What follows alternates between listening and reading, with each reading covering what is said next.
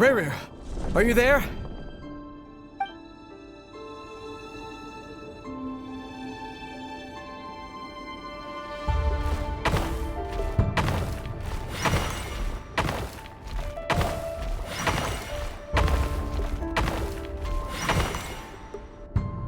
Hey, Rerir! Dane? Quick, come with me. All right then. I've never seen...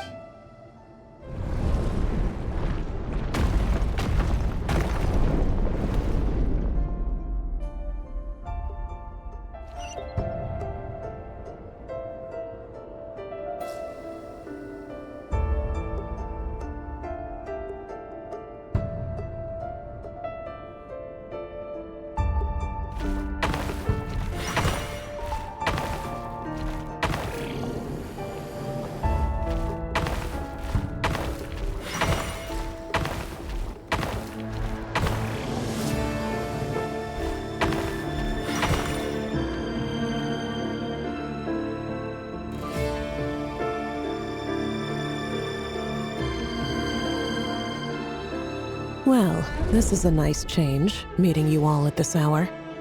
When men and women of ambition can speak face to face in broad daylight, I say that's a big step forward for our dear Conria. Don't be ridiculous.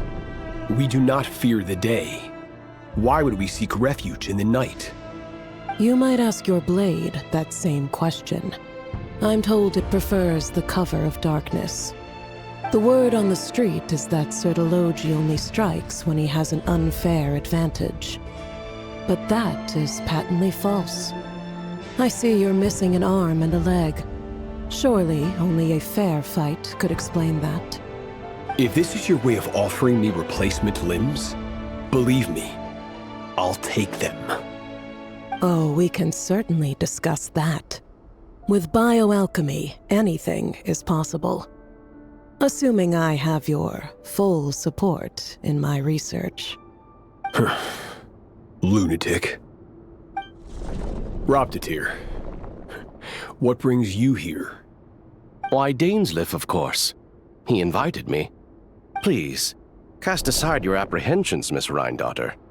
Whatever the rumors may say, I am but a humble servant of the king, and I can assure you he affords me no greater convenience than he does you. Well, the Universitas Magistrorum won't stop fawning over you, so at least some of the rumors must be true. You're clearly doing well for yourself, so drop the humble servant act. It endears you to no one. You're president of the Universitas Magistrorum, the chief royal mage known as the Wise by royal appointment, and by far the most favored among the 4 pillars of Conria. Vice President Veit doesn't even try to hide his envy when he sees you. My success is the product of hard work and good luck. It's as simple as that. Were the king not such an extremist, I hardly think I would have received a senior post at my age. Of course, no job is without its gripes. Serving a king like ours can be a challenging task, as I'm sure you can imagine. And as for Efterveit, in missing out on the presidency, he's dodged a mountain of stress. Like everything else in life, it comes with pros and cons. You're all here. I apologize for the short notice, but it was an emergency.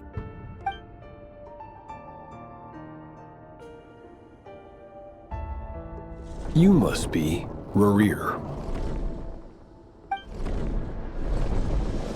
Mr. Sir Delogi.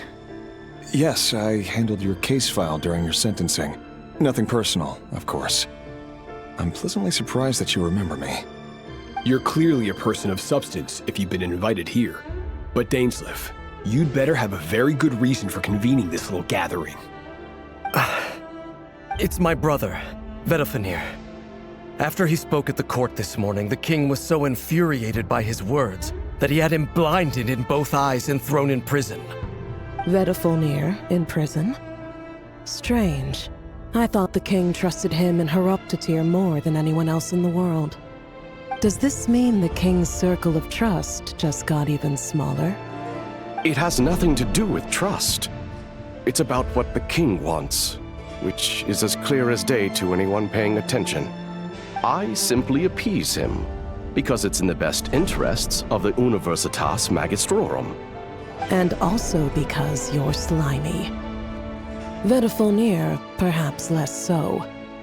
But still, a visionless visionary? It rather inclines me to think that qualifications are not what get you ahead in Conria. Do you honestly think this is an important discussion to be having right now? Dane, what are you planning to do? Rescue Vedafilnir, I assume. Correct. It will mean storming the palace by force. Tonight. I need all of you on my side. That's far too dangerous. And don't forget, Dainsleif, you're captain of the Royal Guard. You swore an oath to the throne. Hmm? You've been planning this for a while, haven't you? I have no desire to commit treason. But whatever critique the king may have of Vedafilnir, disfiguring your most loyal subject for putting the best interests of his court and nation first, this is not the conduct of a wise ruler. My blade will force the king to see the error of his ways. So, Vedafilnir's prophecy enraged the king. I'm sure it wasn't what he wanted to hear, but if he won't take counsel even from the visionary, that is deeply troubling news. The extent of His Majesty's madness is now all too clear. The question is, how does a man like me get out of this situation unscathed? You have noble ambitions, Dane, but I'm afraid they don't do much for a guy like me. I'm not interested in saving the world. All I want is a letter of pardon. A letter of pardon? For whom? Thelindis? The chances of the Vinster King issuing a pardon for anyone connected to the Crimson Moon seem vanishingly slim.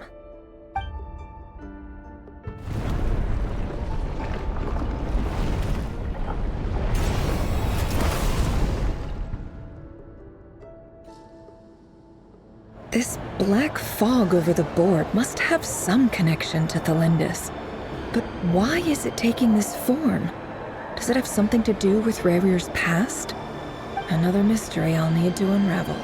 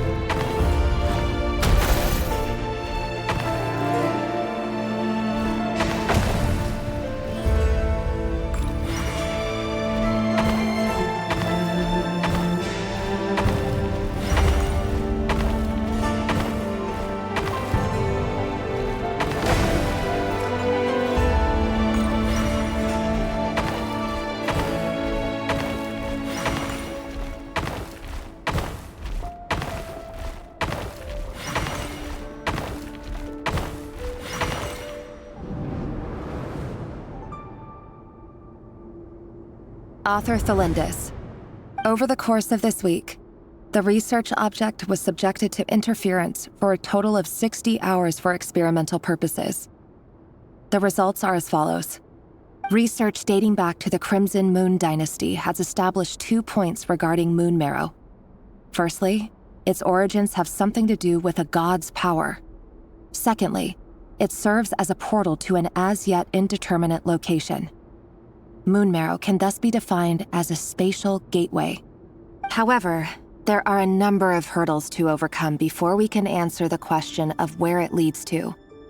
To start with, opening the gateway requires a specific power source, which the relevant literature indicates. An enormous amount of power is then required to keep the gate open. Currently, the total power output of our instruments remains in the single digits. To make matters worse, I am now the only staff member remaining in the Moon Marrow lab. The Universitas Magistrorum recently decided to move most of its personnel into abyssal energy research, which has stymied all Crimson Moon-related projects. This is not a wise move. I have always maintained that placing all our hopes in a single source of power is risky, especially one as poorly understood as this. As well as making ourselves overly reliant on a single resource, we are neglecting other promising technologies. I apologize if this comes across as disrespectful. But as a Moon Marrow researcher, I desperately want to see the world beyond the gateway. If we really made it there one day, what would we find? And how would we go about taming the unknown?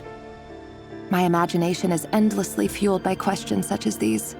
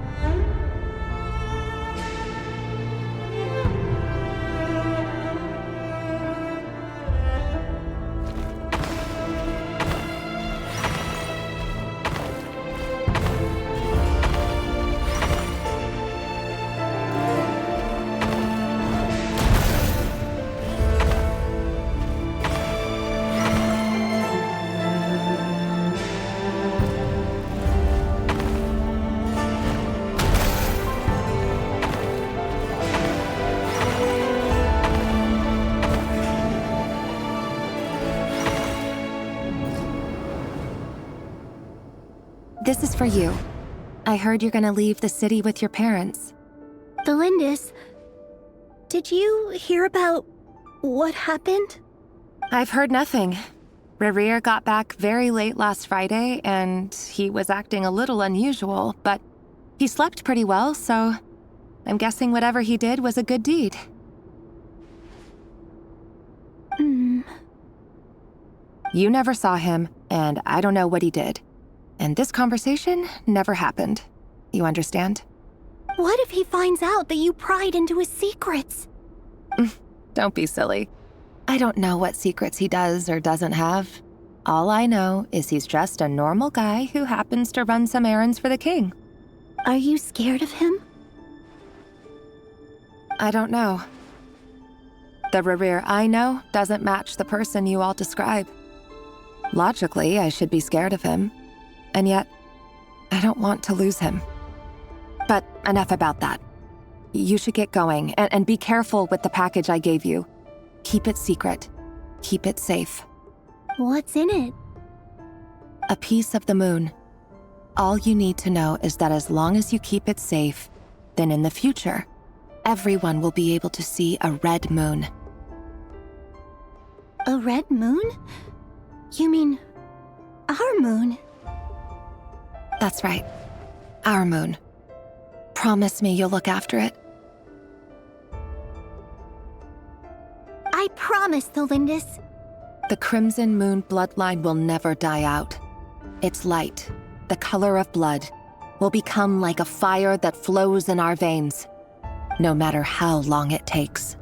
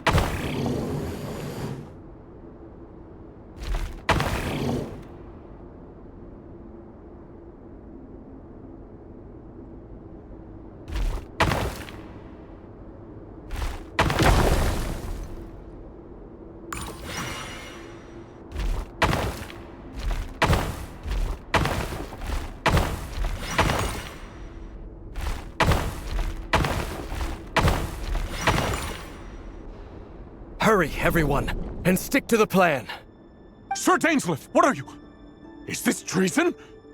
You know what happens to those who betray the throne. Please, don't do this! It is the king himself who has betrayed the throne. He has betrayed all of Conria. If you have any love left for justice in your heart, you should join me. It's showtime.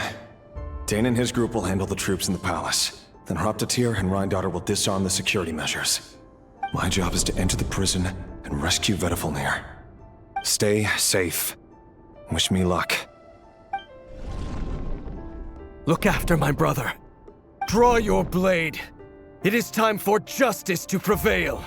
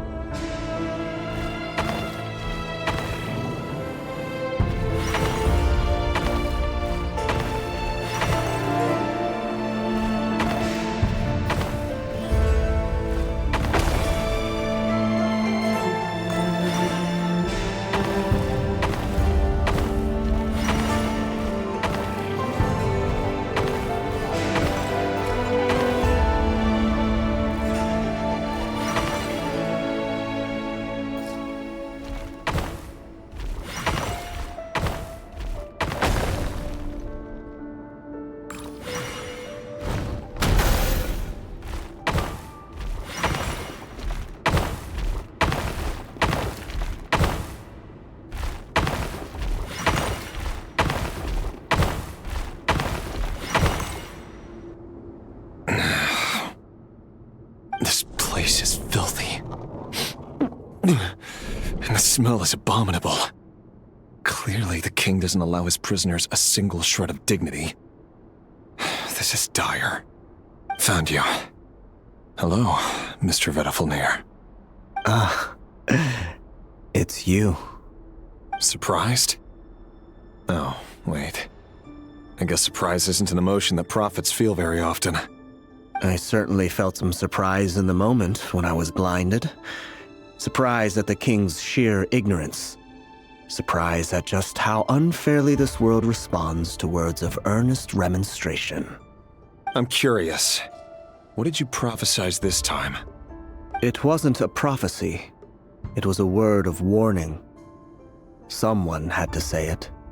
The king has forsaken all reason in pursuit of his obsessions.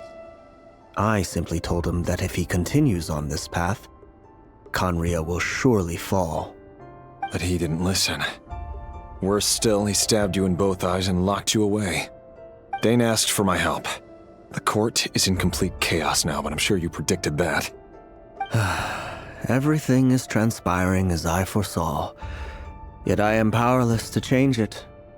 Fate is an immutable force. I can but lament as the inevitable unfolds.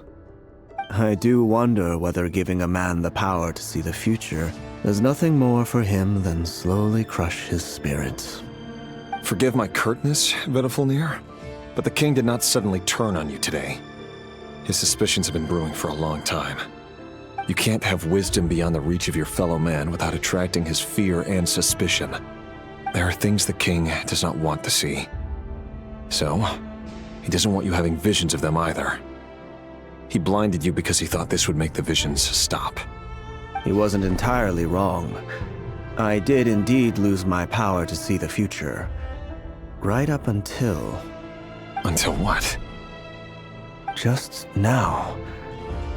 I believe I saw something new. Well, tonight could go a lot of different ways. 5 of us banded together to storm the palace, also we could rescue you. This will go down as the most tumultuous day in Conrian history. I sense hatred in you, but also hope. A desperate hope that with the tyrant deposed, that will be the end of the story. But this is not the end. It is the beginning of a new chapter in a whole new story. There are many men of honor and courage in this world, Rerir. But you are not one of them. You're not here for justice, are you? You're here for yourself. Is that a dagger? Interesting. Why not the polearm? It was always your weapon of choice. With your abilities, I don't doubt that you were able to recover some of your sight. But I also doubt that you want to make an enemy of me right now. Of course not. We're on the same side, aren't we? We could be. But I need you to be honest with me, Vedifalnir. At this point, you're my only hope for the future. You mean your future? With your beloved, Thelindis? Yes. And I know there are bigger things at stake here. A dynasty, a nation, maybe the entire world. But forgive me, I care first and foremost about myself. I can't abandon the one I love to save myself. I just can't do it. But you see a broader picture of the future than I. You see the solutions to the biggest problems of our age. So tell me, what is my solution? What's the answer? In matters of fate, answers are either right or wrong. What will be and what will not. Maybe you are willing to pay a certain price in the pursuit of happiness, but unfortunately, fate does not negotiate. That is the cruelest thing about fate. It is unmoved by your sacrifices. That can't be true. I know it's your voice that I keep hearing in my head, urging me to see how the world is changing, to seek more power, so I can protect the things I love. You show me disaster, but you won't show me how to avoid it? Why? Why are you doing all this? My voice. In your head.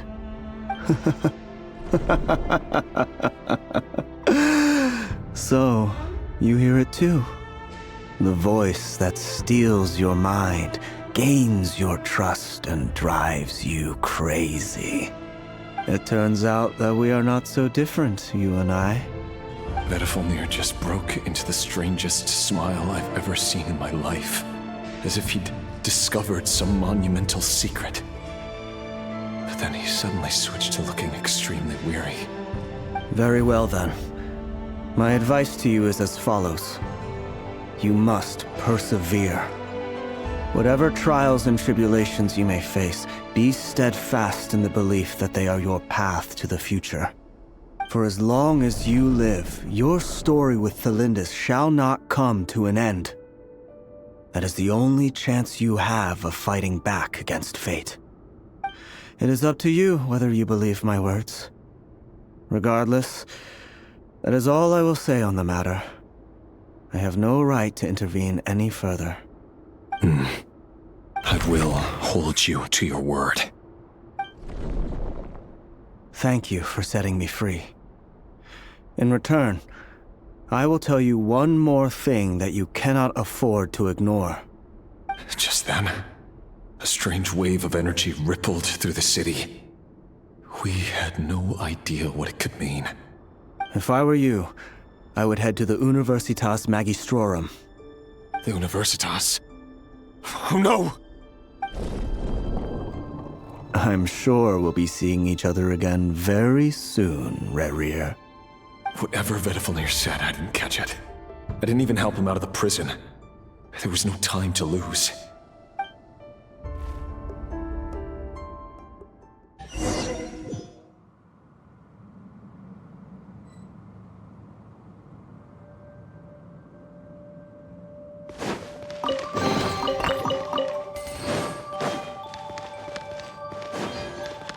No more lies. Monsters? Is this what my daughter's doing? By the Universitas Magistrorum! Out of my way! Wait, hear me.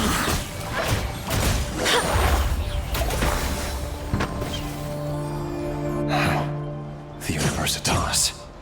That reminds me of a rumor I once heard. Allegedly, the king installed secret mechanisms in the palace and around the city. No one knows where they are or what kind of power they hold. But if they were ever gonna activate, it would probably be on a night like tonight. Help! Help! Hold on! Don't let them anywhere near you! Save me! I can't! Ah! That sounded like an explosion.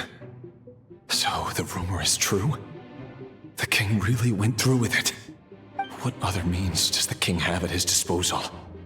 They must run on power from the Abyss. And given it's a major center of Abyss research, anyone over at the Universitas will be in grave danger. I have to hurry!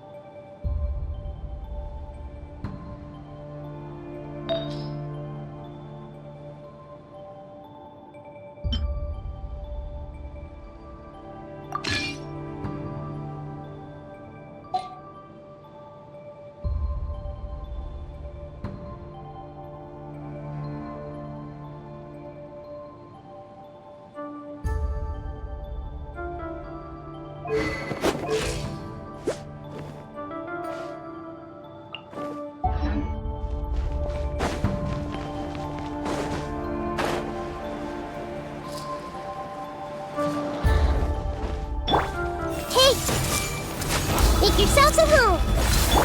Strike a pose. Odds revealed. Barbados, guide us.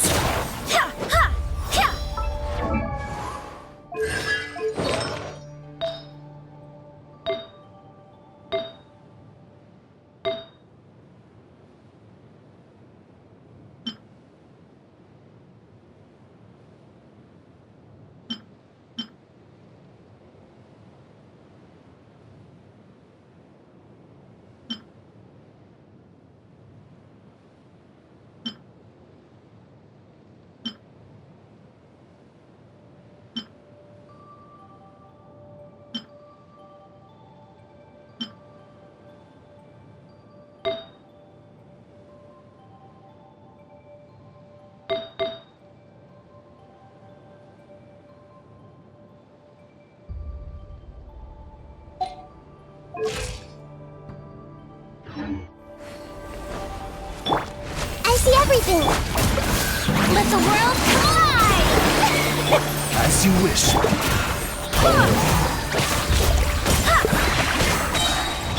The mystery unravels. It all adds up.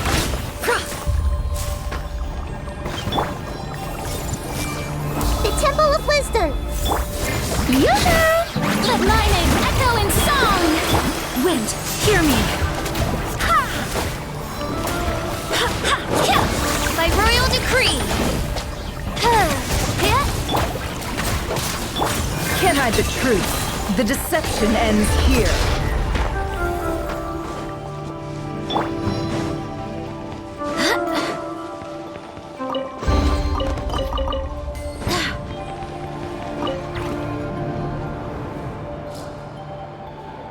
Monsters. At the Universitas Magistrorum? Why now? Oh no!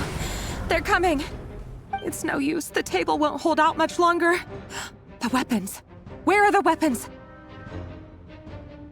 Of course. All the lab equipment was upgraded after the inspection last week, but the new weapons haven't been allocated yet. I'm done for. Is anyone there? I need help! Ah!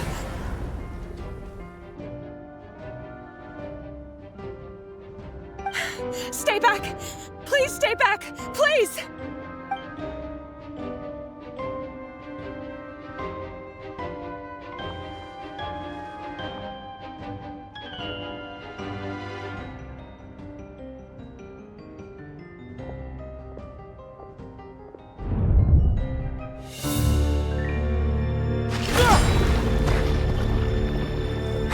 What's that? Reverie! So the rumors about your work are true. What? No! Listen, something happened at the palace tonight. We have to leave! You don't need to lie to me anymore. What do you mean? I know why you're worried, and I will respect the decision you've made. But it's okay, because I found a solution. I know how to end all this. You can have it back. The normal life you so desire.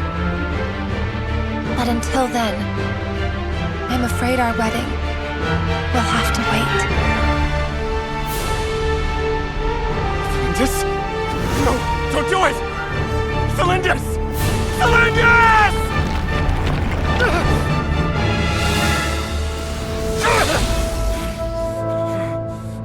I told you, Reverie. Let her go. You will find someone better. No! No, I won't do it! I have to save her! By what means exactly? A lowly pawn. You lack the power and the strength of will. Do you know a way? Tell me! Come to the palace. Join us.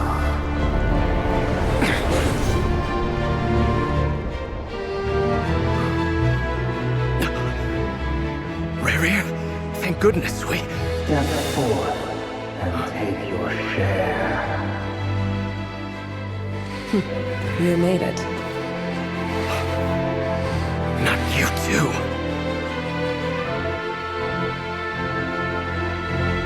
Hatred or grief, despair, desire. We all have our own.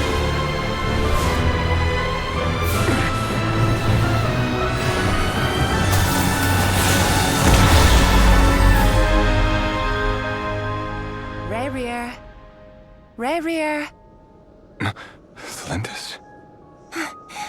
Were you daydreaming?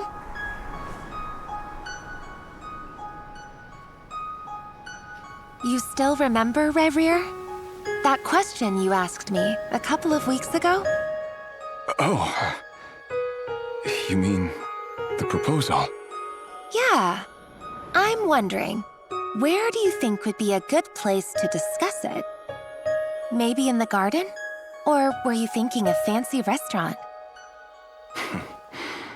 It's your choice.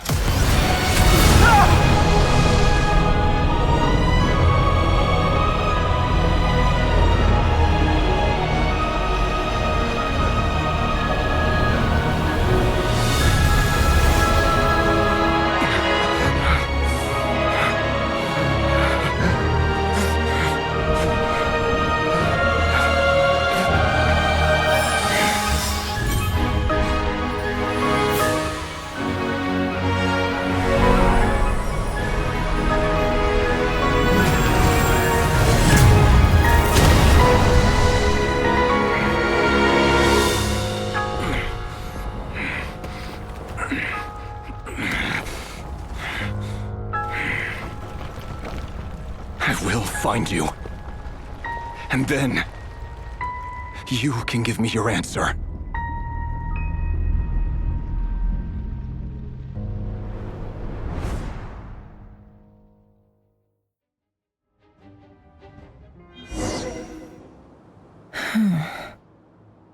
So that's how the Raker of Solnari was born. A monster created by circumstance is a monster all the same. Viewing other people's thoughts for too long can get uncomfortable. Right now, I'm feeling a strong sense of loathing. In a nutshell, the story of Conria is what happens when the truth falls by the wayside. Everyone tells little white lies, and before long, you have a huge pack of lies that destroys everything. Whew.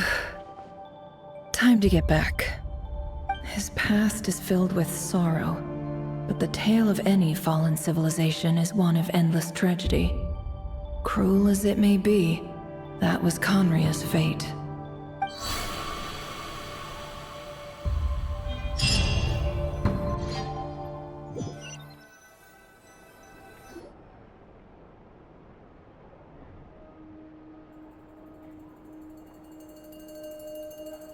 Everyone, I'm back. Can I get a standing ovation? Never! How are you holding up? Feeling okay? She's fine. Boss is a pro.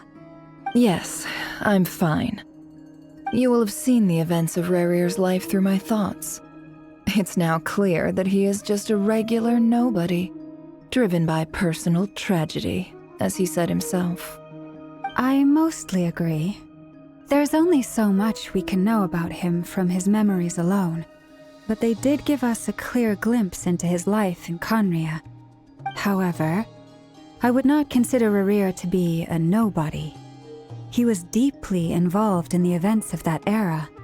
Yet, when the catastrophe of a generation strikes, nobody is safe. Sounds to me like you're speaking in riddles again. Is this you urging me not to abandon the people of Nodcry in their hour of need? That's not what I meant. Although I do hope you choose to remain a part of the plan. Without you, the mission ahead will be all but impossible. Then try to remember that I respond better to the carrot than the stick. And I don't appreciate being bossed around. Now, as for you, Missy, you were excellent. You stuck to the rules of the ceremony and kept your mouth shut the entire time.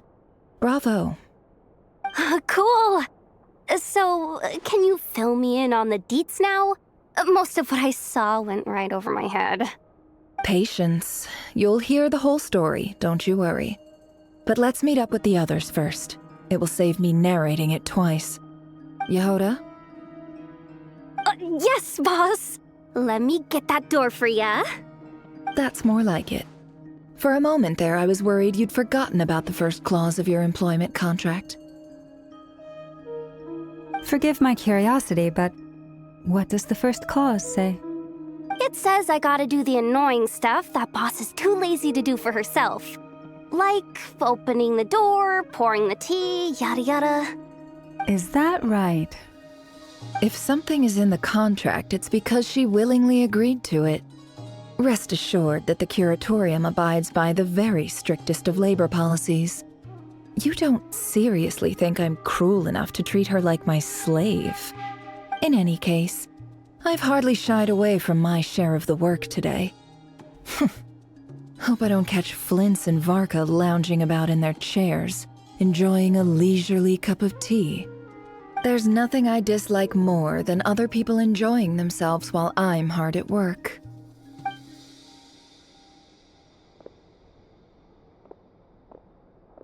Oh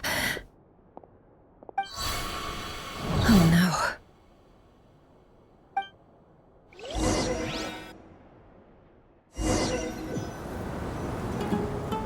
Sorry to disturb you, but we seem to have run into some trouble. Evidently so. Don't worry, I'm not about to leave you to fend for yourselves. I'm not that kind of boss. And it would go against the Curatorium's labor policy. I'm sorry? What did you hear me say? I wasn't talking about labor policy. Wait. How long have I been standing here? Not long. You just appeared by the door a moment ago.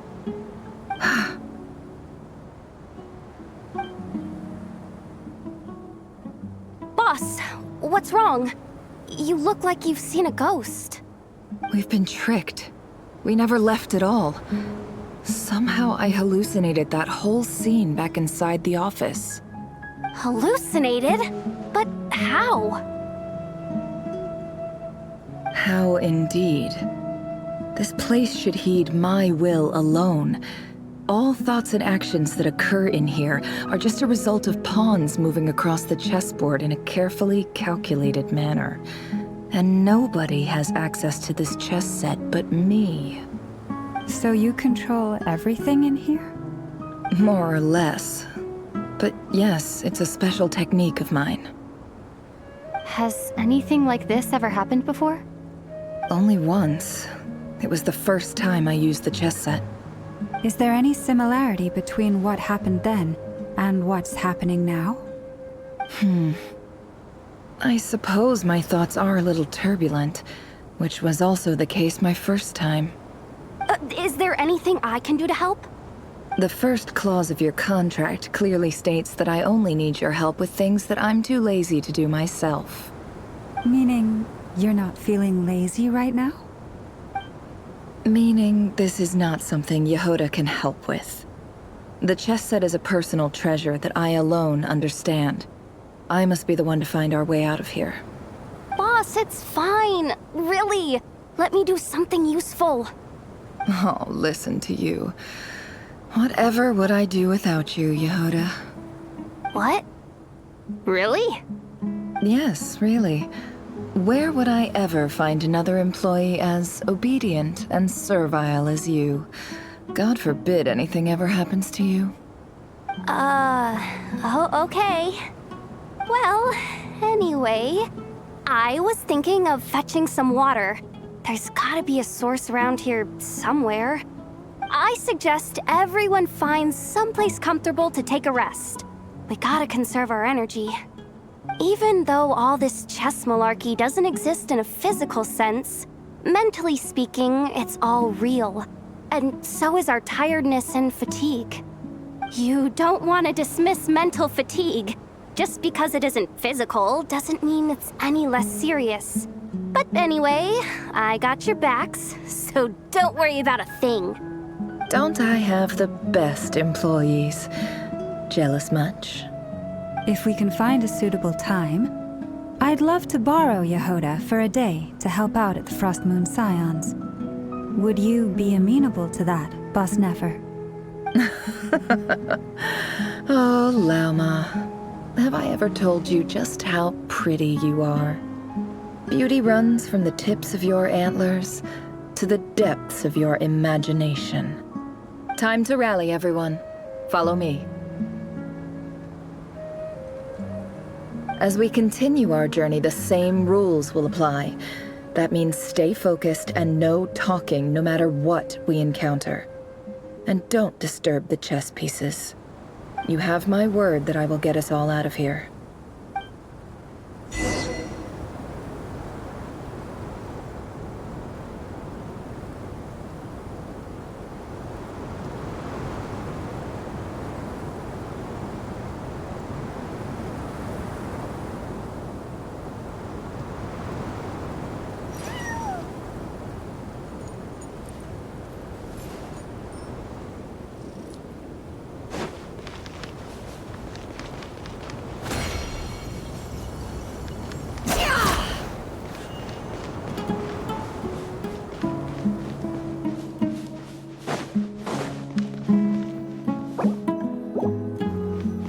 Looks familiar. That's not a good sign. I wasn't expecting visitors at this hour. Wait, is that? Oh, it's him. There you are! Sinue's been looking for you all day. I think he has some news for you. Oh yeah? What were you doing just now, Uncle Retinue? Hiding away some more loose change? I know I saw some Mora. What do you mean loose change? Oh, come on, I'm too old for this. Just pretend you saw nothing.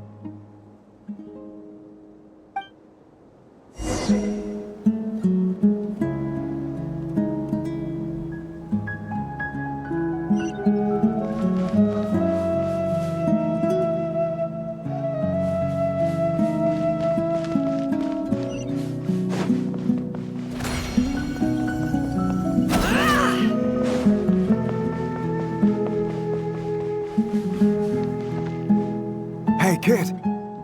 Mind telling me what Sinohe's been up to recently? I'm trying to get in his good books and I need a way in. Get in his good books? Why? What do you want with my dad, Uncle Apepi? I've written a new song. I was hoping to showcase it at the next festival, but I'll need his approval. A new song, huh? I'd love to stay and listen, but unfortunately, Uncle Retinue says my dad's looking for me. Well, there's plenty of time and I'm not going anywhere. See that pile of stones? I'll be sitting there warming up my vocal cords. Come find me when you're done. Pile of stones. Got it.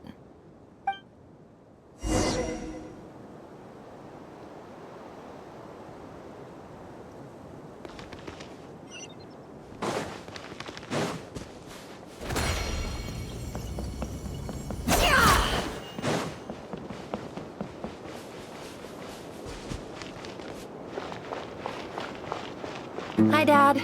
Uncle Retinue said you were looking for me. Ah, there's my little princess. If you'd gotten back just a little sooner, you could have shared the spoils of war with me. Spoils of war? Who were you fighting against, Dad? It was just a figure of speech. The aftermath of a sandstorm is no time to be waging war. I was talking about our war against thirst. I went out to fix our water supply problem, and now I'm back. Which means... We have a well again! That's right. I found a new one and brought back as much water as I could carry. It should last us for a good while. If it wasn't for these blasted sandstorms, our wells wouldn't be caving in. You wouldn't be spending all your time out searching for new water sources. As the chief of our tribe, I'm supposed to be leading us out of hardship and poverty, onto better things. You know how prosperous our ancestors were. I've told you all the stories. And look at us now, squeezed into these hovels. No one would choose this, if it wasn't for the endless wars over the years.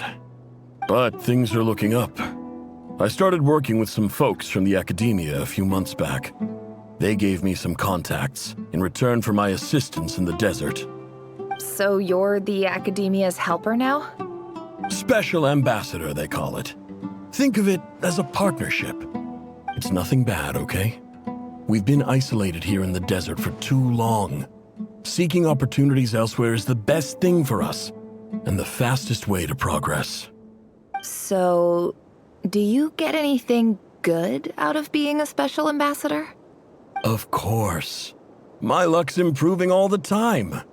One day, I swear I'm gonna lead us out of this place. We'll find somewhere new. Somewhere better.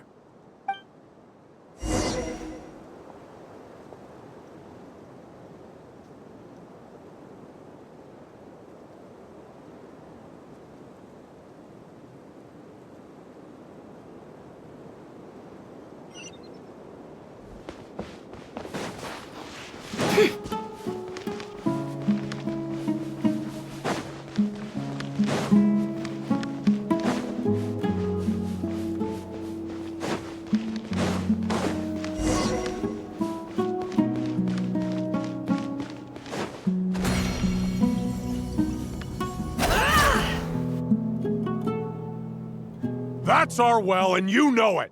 You stole from us! Well, you've gone from chief to thief, and now you have to face the consequences!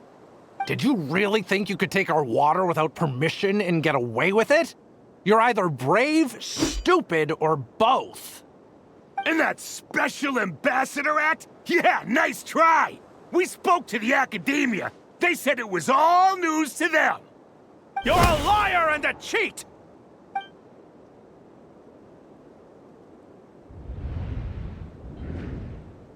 I heard Yehuda gasp, but I don't blame her. Most people are terrified by the sight of blood. Corpses strewn across the ground. The wounds are clearly from scimitars and daggers. The desert dwellers' weapons of choice. There's a handwritten note on the ground. Let's see what it says. Halil, this is Sinuhe, chief of the Shimti tribe. Surely you remember me. I was the one who helped you and your colleagues avoid the quicksand in the desert. This is my second time writing to you. I assume my last letter must have gotten lost in the mail, as I didn't receive a reply. I hope this one makes it to you safely. I'm writing to you because I need some help. That sandstorm the other day completely blocked up our well, forcing me to look for another water source in Iab and Unut territory. It was a matter of survival. Praise the gods. The well of the Iab tribe was intact. It was my last resort. I drew what water I could and left, but not without being spotted. I fear they will retaliate.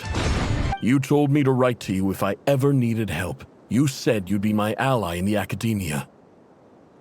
I urgently need you to formally recognize my title of Special Ambassador and send some of your people to assist me for a few days. It's the only way I can convince them that this was the Academia's decision and prevent them from retaliating. This is an emergency. Please send help as soon as possible. Looks like this letter never got sent. The writer died a grisly death, and the letter was trampled into the ground. It's badly defaced. Some parts are barely legible. What a ridiculous lie the surviving Shimti tell. Their whole village was butchered over a sip of water.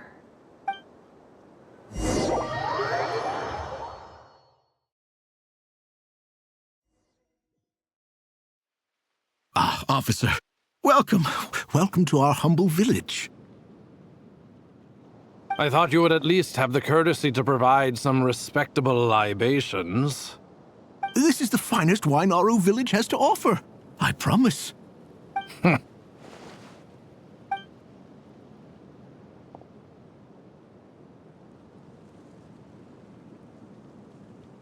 The Academia has agreed to reserve a single space for a candidate from your village. But I remain skeptical of this entire endeavor. I highly doubt anyone in this desert possesses serious academic potential. Please, have faith. If not in us, then in our God. The child we found shows great promise. I beg you, take her away from this place. Give her a chance. Don't let her talent go to waste. I don't recognize her. New arrival? She showed up here a few days ago and we took her in. She's a really bright kid. Please help. I'm begging you. So, where are you from? Nowhere special. Just a sand dune. What about the rest of your family? How many of you are there? Just the one. It's only you? Correct. So, no brothers, no sisters, no mother or father? Any who have slept on a bed of sand, I call my brothers and my sisters. Apart from that, I have no family. All right. Get over here. Sign your name on the form.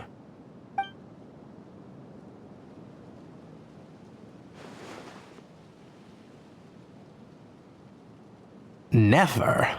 You're rather fair-skinned for a desert dweller.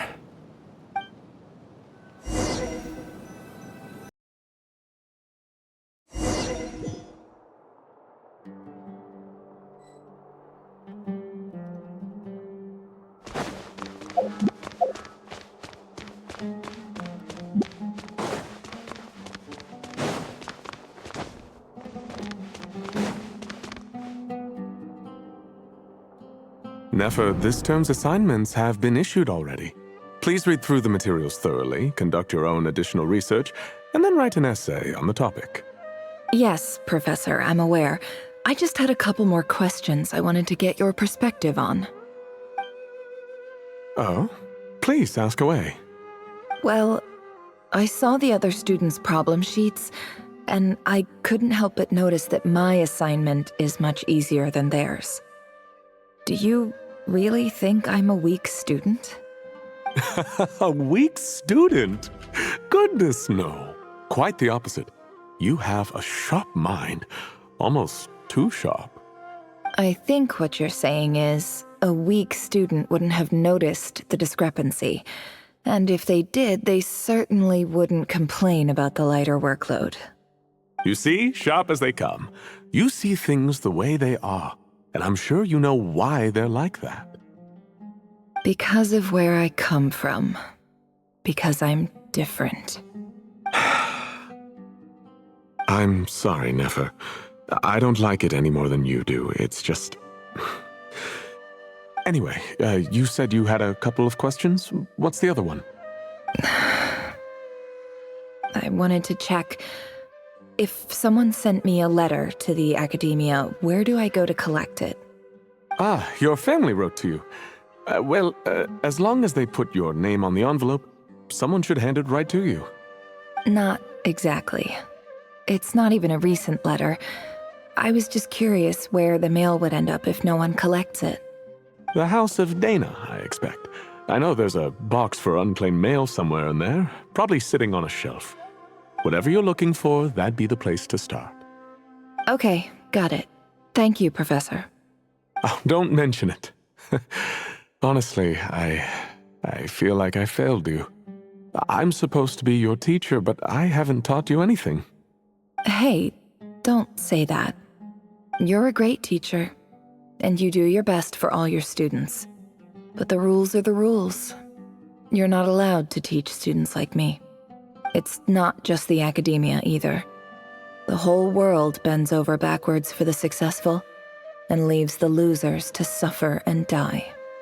Oh, my dear child. Don't tell me you've given up on life already. I haven't. I just think that if you want to make it in this world, you have to find a way to become successful.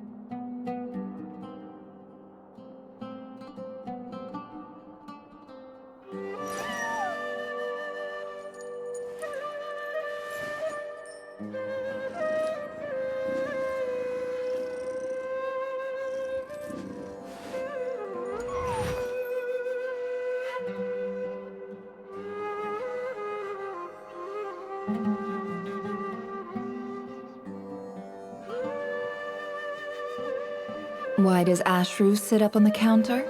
To welcome our clients, of course. A kitty's gotta earn his kibble somehow.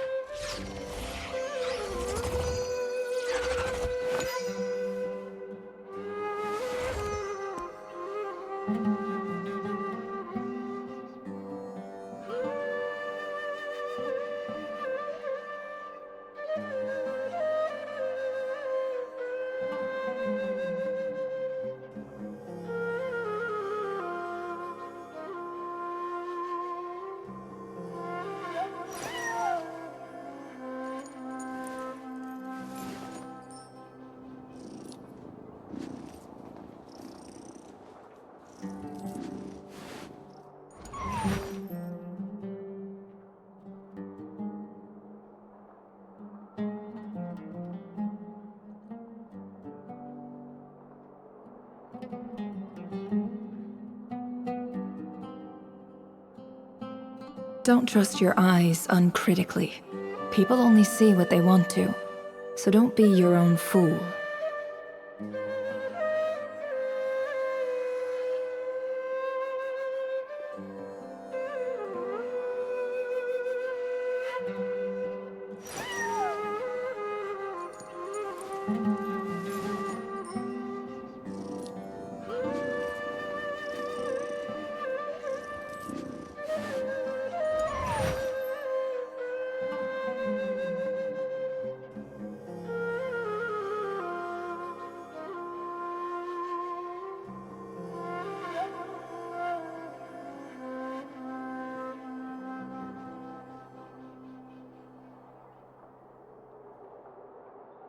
Why does Ashru sit up on the counter?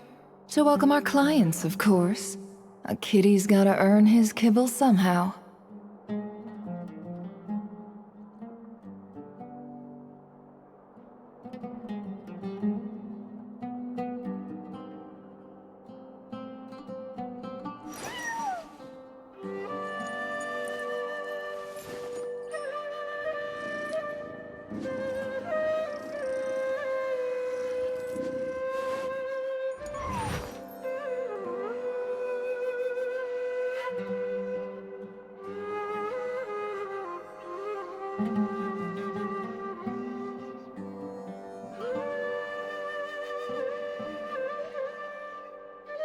Emotions are like a raging torrent that surges through the mind. More often than not, if you try to hold them back, you'll be swept away by their unstoppable force. And if you try to ignore them entirely, you'll end up tearing yourself to pieces.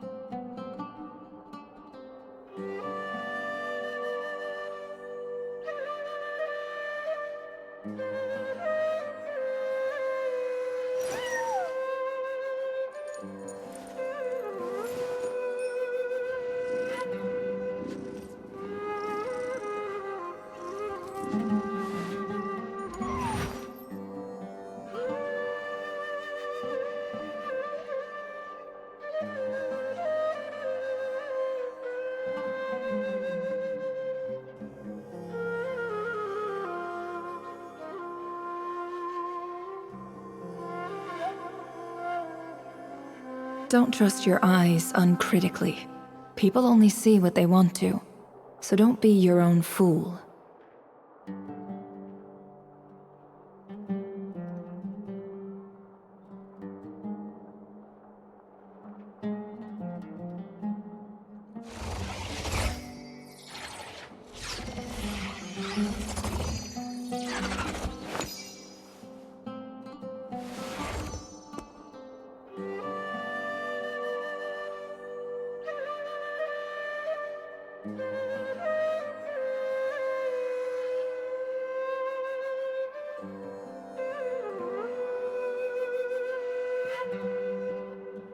Emotions are like a raging torrent that surges through the mind.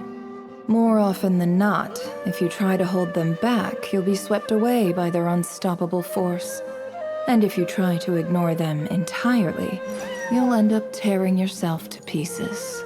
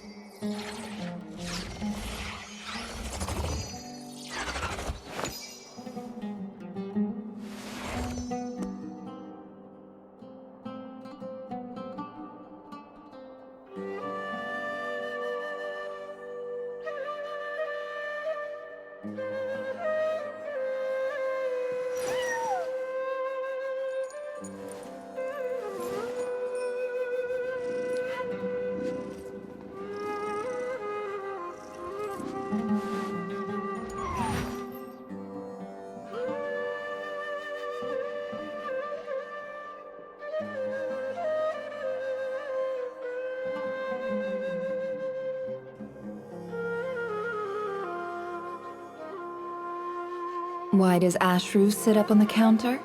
To welcome our clients, of course. A kitty's gotta earn his kibble somehow.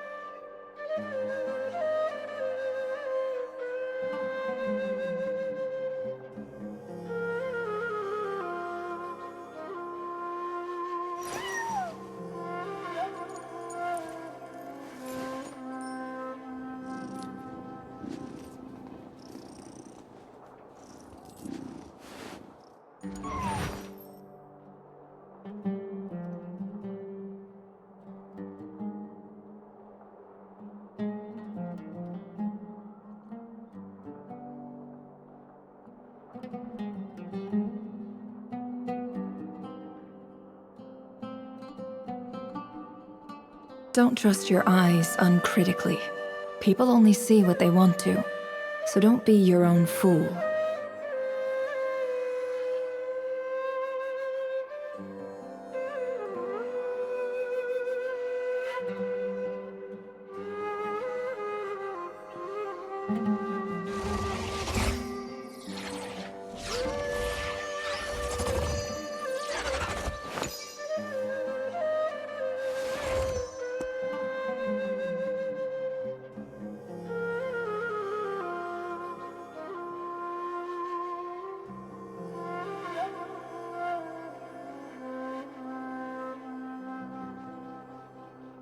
Emotions are like a raging torrent that surges through the mind.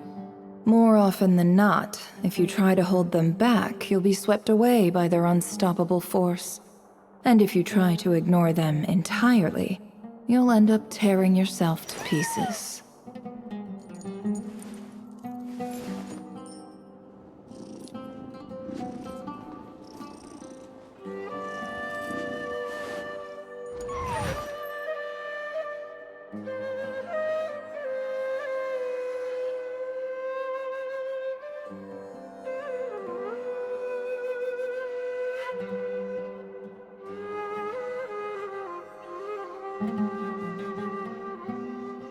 Don't trust your eyes uncritically. People only see what they want to, so don't be your own fool.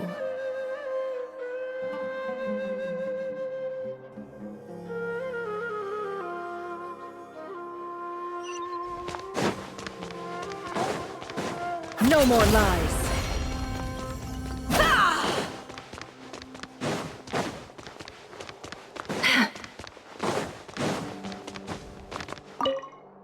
This must be it. A big cardboard box full of unclaimed mail. And probably some letters that ended up here by mistake, too. Let's take a look.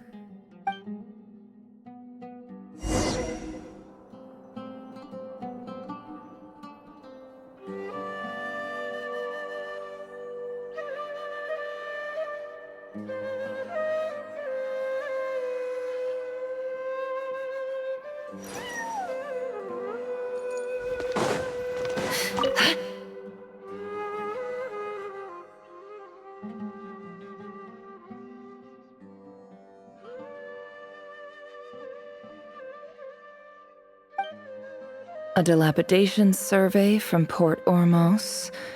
Looks like it's from a Core of 30 representative. What a strange thought. A bunch of mercs losing sleep over rundown buildings.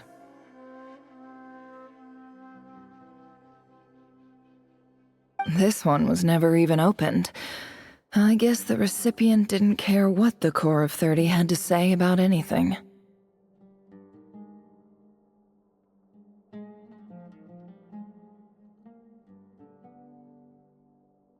who was it addressed to? I don't recognize the name, but it must have been a Ksharawar professor.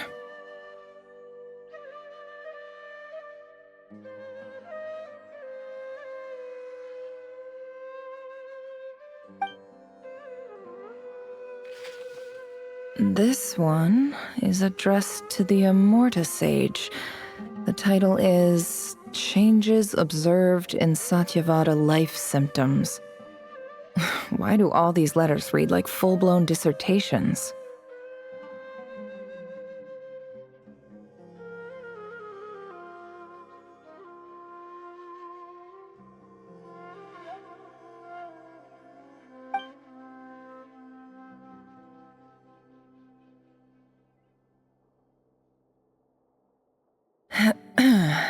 Guided by the incense, we became lost somewhere in the forest.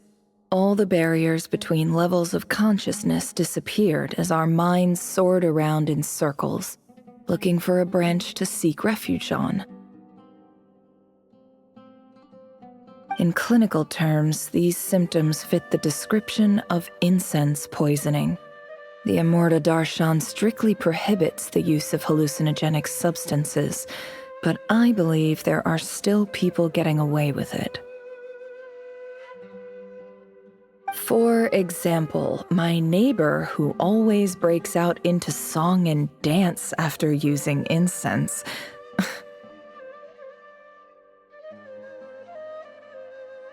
This seems like something the academia would want to know about.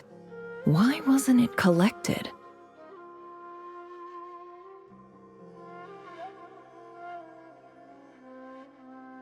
Wait, what's this written on the back? It's so small.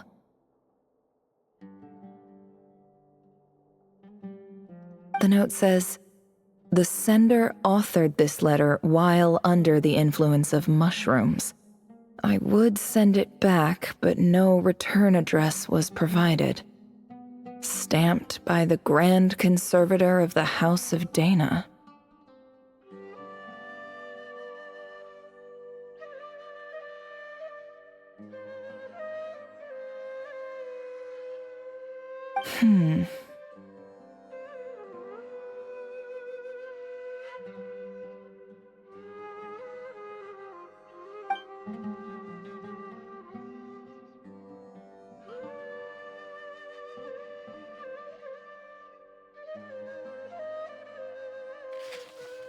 This next one is addressed to Grand Sage Azar?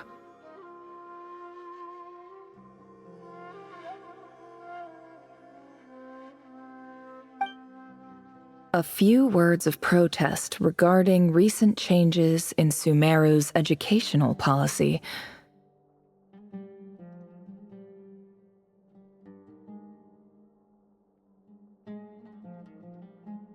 In recent years, the academia has taken on a small number of students from the desert region, as per the policy to this effect.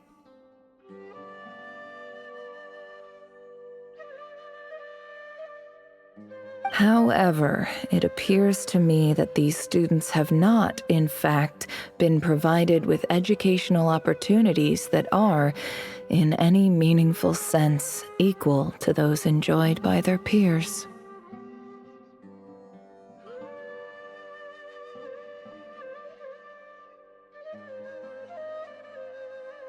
As well as receiving dumbed-down assignments and perfunctory tutoring, they do not even have full access to the Akasha system.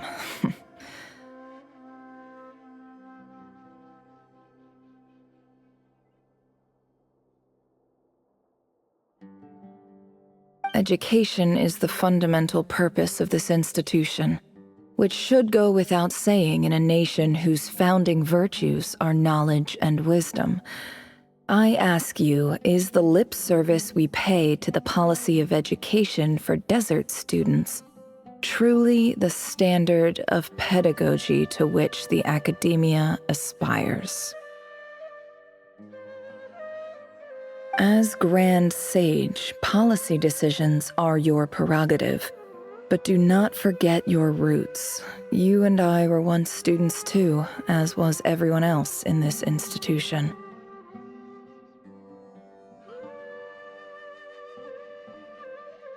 I do hope you will give some serious attention to this matter. I encourage you to discuss issues like this with myself and others, and listen to some alternative opinions.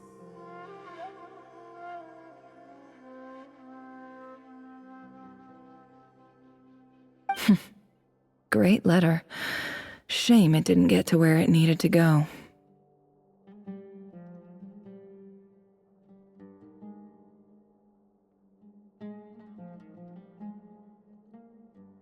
And the sender is... Huh? Sage Cyrus of Spontamod.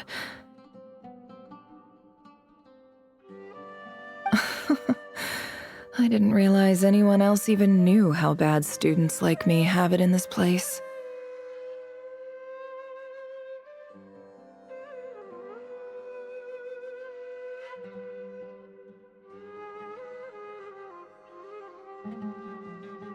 So this is where letters from the Sage of Spontamod end up? Nice one, Grand Sage. Really enlightened leadership. Whatever. This isn't what I came here for. Moving on.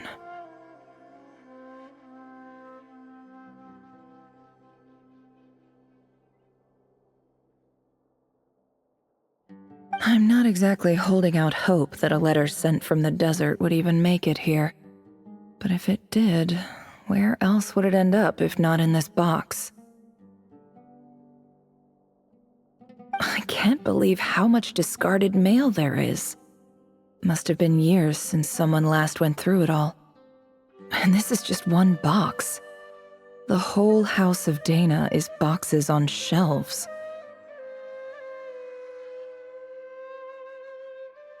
I don't believe for 1 second that any human being has sat down and read through all the documents in this place. Who has that much free time on their hands?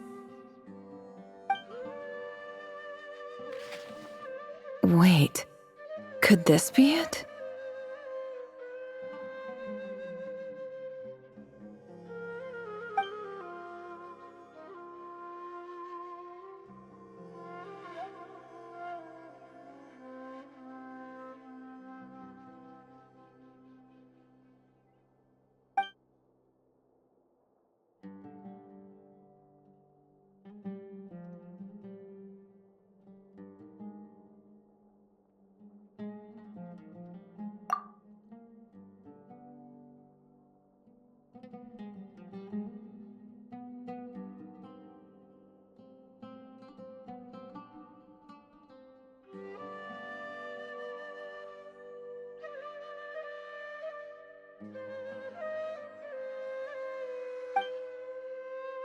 Greetings, Halil.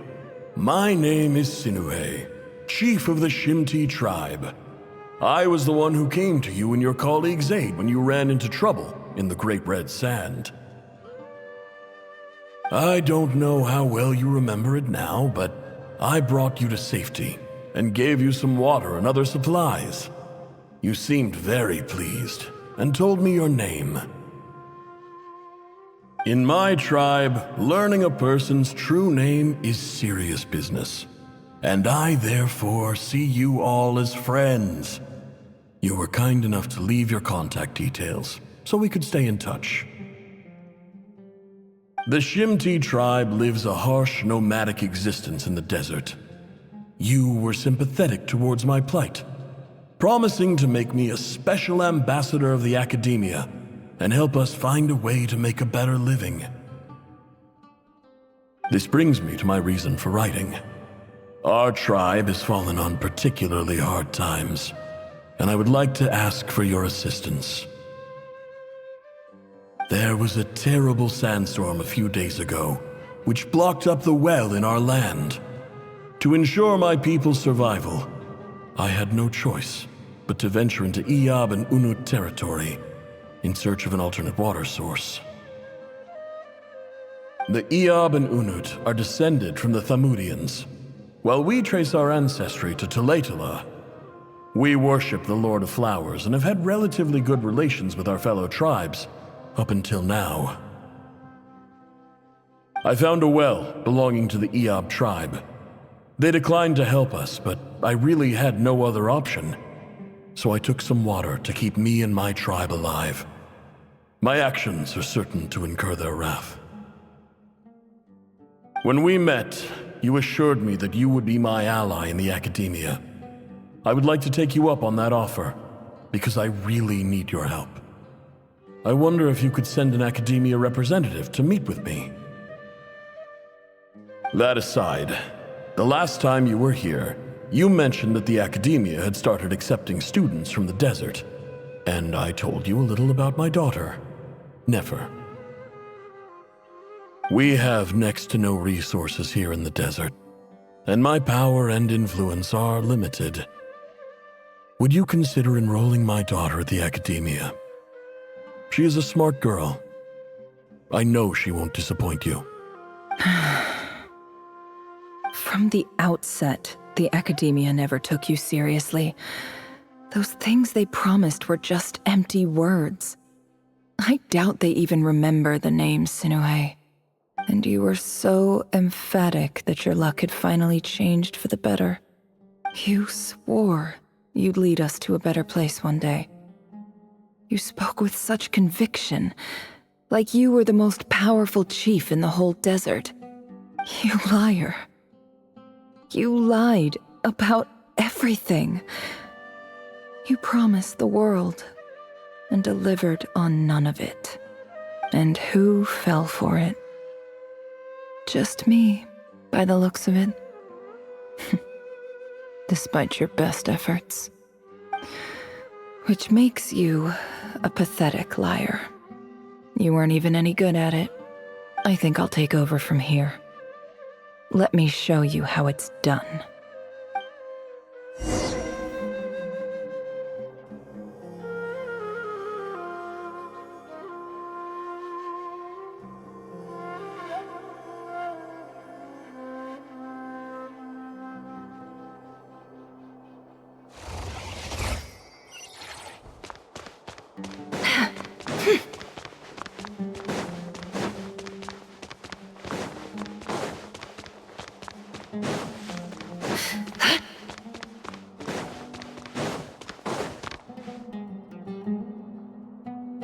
I just came to say goodbye. Thanks for everything you've done for me in my time here. Nefer? You packed your bags. Where are you going? I'm quitting. Something's come up in my hometown. Gonna head back and deal with it. Huh? But this was a hard-won opportunity for you. You know that better than I do. It was, but it doesn't matter.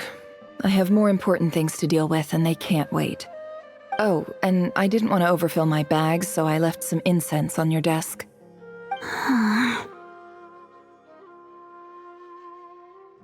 What's wrong? I thought you liked incense. Although, I did read somewhere in the House of Dana that it has hallucinogenic effects. Don't use it all at once, all right? Isn't this the stuff you brought from your hometown? You're just letting me have it? But you said it's a rare and valuable commodity. Yeah, about that. I lied. It's not rare at all. There's this bunch of ruins near my hometown that are practically overgrown with this plant. It's not worth much. Keep it, it's fine. But Nefer... All right, that's all from me. You take care.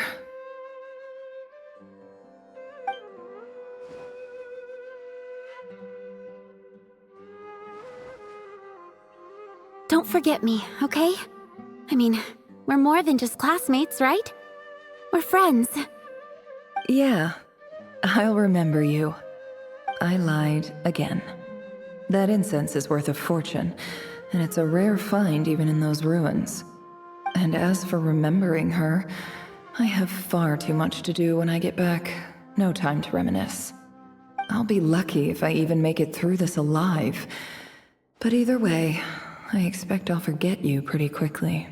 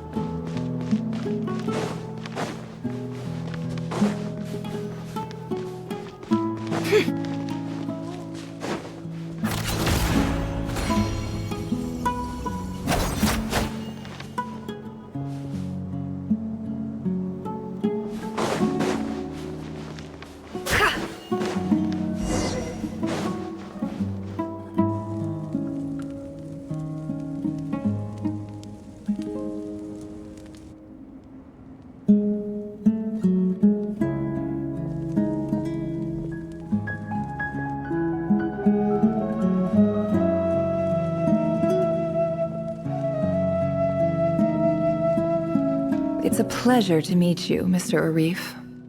So, what does the Academia want? Since they've sent their special ambassador, I assume there's a big business deal to be made. If not, I'd be very disappointed. Please, sir, lower your blade. You're lucky I'm the one they sent.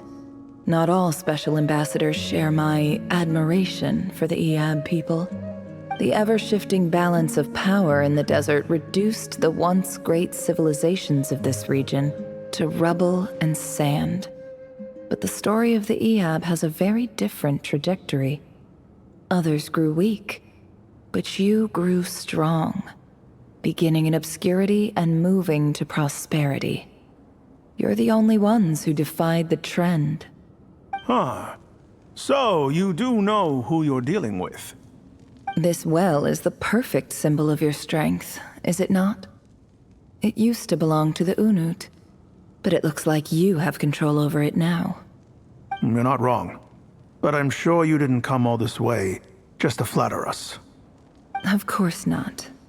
I came to bring you some very good news. Some information that recently came to light, which might just be your ticket to freedom. Records uncovered by the Vahumana Darshan show that a certain well currently under Eab control is built on top of some ancient ruins. These ruins are of great archaeological interest to the Academia.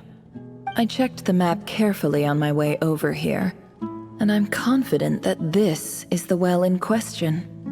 The Academia is offering 50 million mora in return for excavation rights.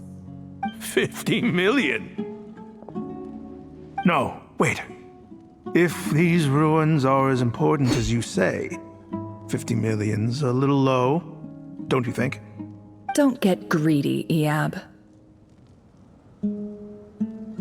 We know far more than you think. We know that you seized this well by force. Wasn't that the first step in your rise to power? To drive away the Unut and steal their water supply? So what if it was?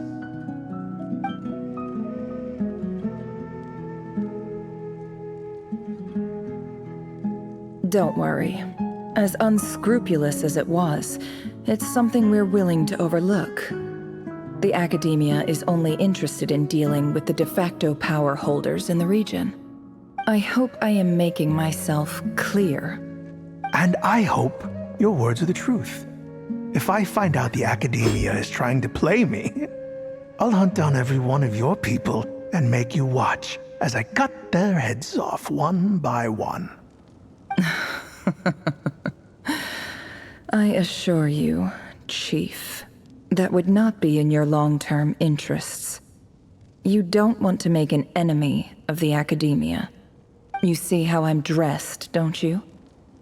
I appreciate that you've never been to the rainforest, but surely even you recognize an ambassador's attire when you see it. And what does a barbarian like you have to lose anyway? You really think the Sumeru Academia would bother to come all this way just to lie to you? We have more important things to worry about. All right, I take your point. The Academia is the highest authority in the land. I'm sure you're trustworthy people. In that case, we have a deal. We will sell you the excavation rights. I'd like to thank you, Ambassador. This is good news indeed. Excellent news. In fact, it calls for a celebration. Would you do us the honor of staying a while and enjoying some Eab hospitality? Gladly.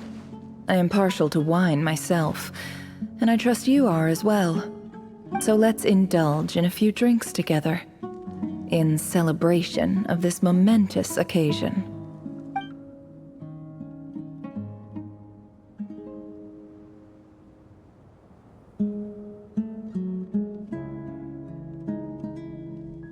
Chief!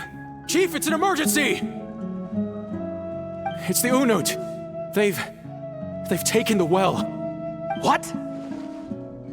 Well, don't just stand there. Take it back. Yes, Chief. I have every confidence in the Eab's military superiority, And yet... What is it? The Unut's response was alarmingly fast. The day after we reach a deal, they seize the well. This can't be a coincidence. Perhaps there is a traitor in your midst. I don't think so. I am obliged to remind you, Chief, that the Academia will only deal with the de facto power holders. If you cannot regain control over the well, I'm afraid you won't see a single mora of that 50 million. No! Please, Ambassador, just give me some time. I swear the Unut will not get away with this. That well is ours, and so is the mora. Glad to hear it. I will wait here for an update. If there is a traitor, I will find them. In the meantime, make yourself at home. I'll report back as soon as I have an update. Much obliged. Wow. All it took was a few words and I've got him wrapped around my finger. What an amazing feeling. So, in summary, Ambassador, the Academia would rather negotiate with our tribe instead of the Eab, yes?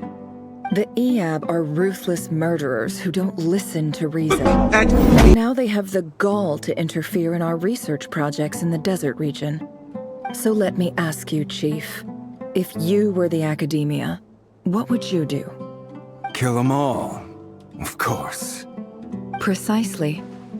The Academia does not tolerate those who stand in our way. The Eab have held back our academic pursuits for too long, and our patience is wearing thin. At the same time, there is simply no way that the Academia can be seen to be intervening in desert affairs. I'm sure you understand where I'm coming from. We have our own rules out here. If the rainforest dwellers raised arms against a desert tribe, you'd start a bloody war. Right. We can't confront them ourselves, but we can support their enemies. The Unut have always had strained relations with the Eab, which makes you our natural allies. Natural allies? Weren't the Eab your allies once? You were quick to send them after us to protect your interests back when we stole that water. And now look at you. You're at each other's throats. Let me be clear. The Academia wishes to collaborate with the legally recognized rulers of the desert in this matter. We are asking for excavation rights to that well, and our offer is 50 million mora. Say no more. I believe we have an understanding. Good. Then I suggest you get to work. Get us access to that well, and the mora's yours. You see, Dad? Lying is easy when you know how. People will believe anything.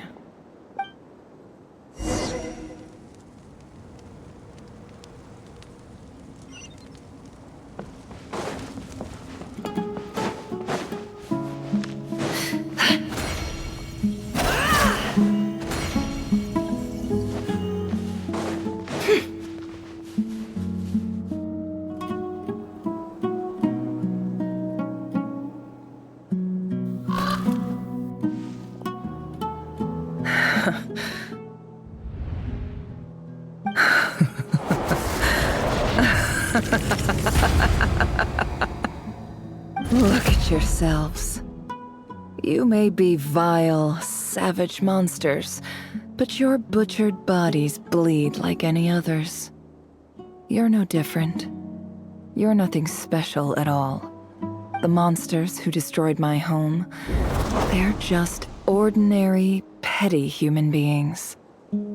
What a joke. I think we're even now. Maybe I've even done the desert a favor.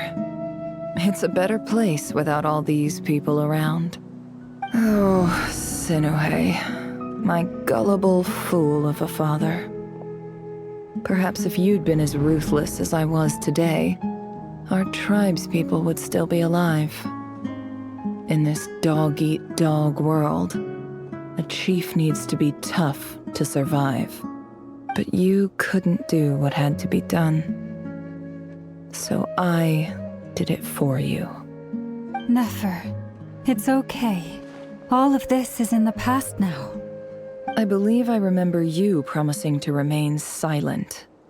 Yeah, but even so... Yehoda, is there anything you can do to ease the tension?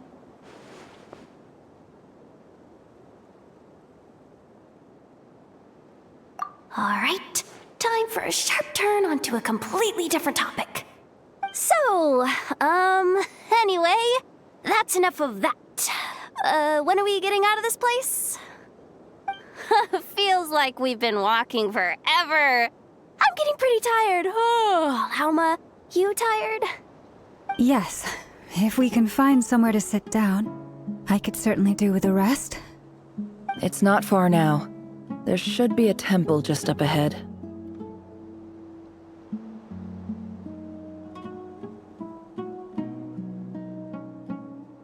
Yes.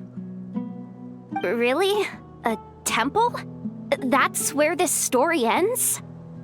I guess that's how things go in the desert.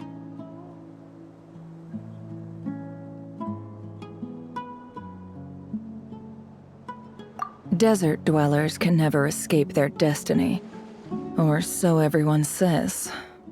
I never wanted to believe it, but looking back now, I'm as desert as they come. You mentioned a temple. What's waiting for us there? My biggest trade secret of all. Ah. Then I'm guessing it's where you got your power from. The power to peer into other people's minds. I didn't know you were clued up on any other religions. I'm no expert in the history of Sumeru, but since you come from the desert, I would imagine it has something to do with King Deshret.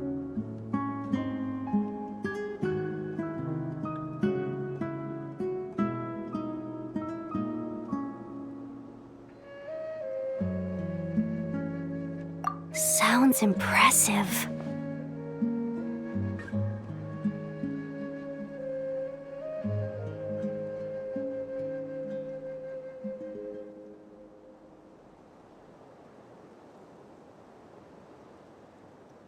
Ah, I know who you mean. General Mahamatra Sino. The spirit of Hermanubis dwells within him. That's Boss Neff for ya. She knows everything. Sino's hardly a figure of obscurity, but I know about Sethos too. What about him? Is he a big deal or something? Well, he's not a small deal, let's put it that way. Please, this is the bare-bone basics. Save the flattery. Thanks for your patience, everyone. I'm sure it's been a lot to take in. With any luck, that's our exit just up ahead.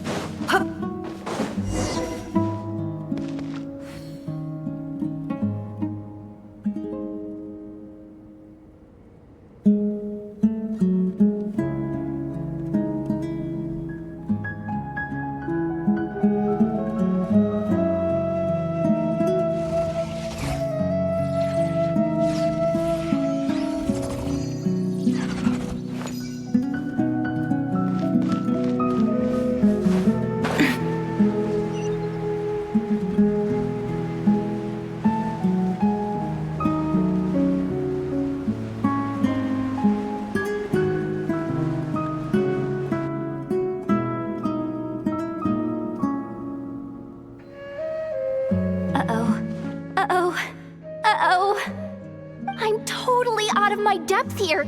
I I don't have anything to add about any of this stuff. Like, look at that statue, for instance. I want to do the whole name-dropping, this girl knows her stuff thing too, but I've never seen anything like it before. A statue with the head of a bird.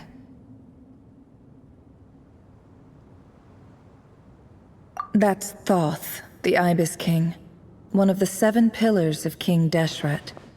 The legends say that he, the Crocodile King, and the Goat King were the 3 retainers of King Deshret. Let's take a look.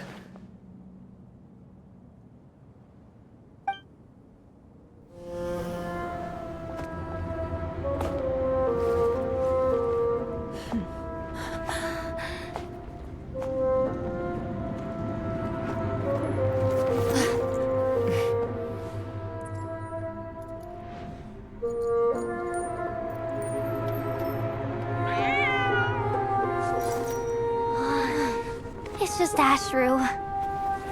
So, all is well?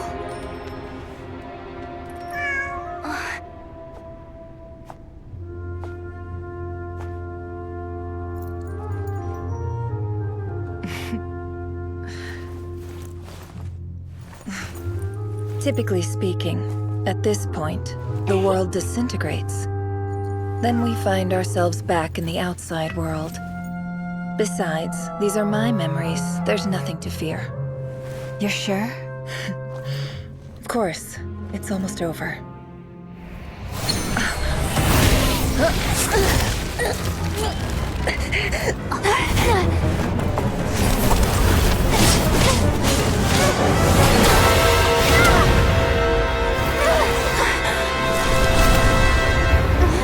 Never! Hey! Hold on!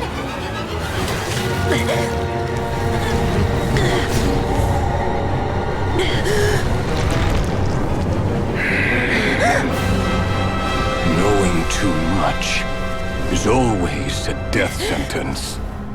Speak for yourself.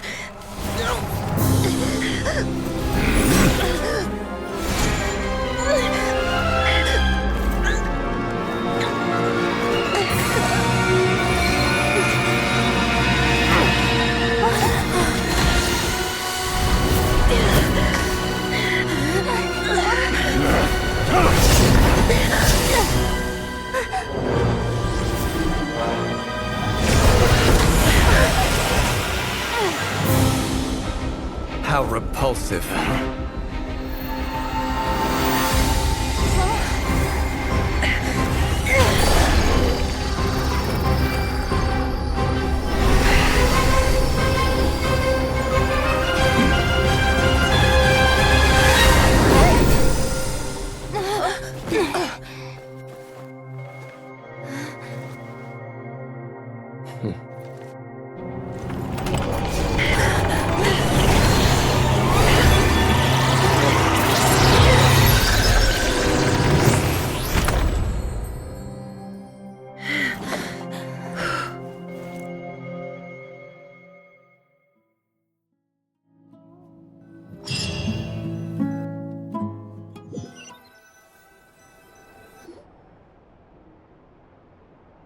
Timed that pretty well, didn't I?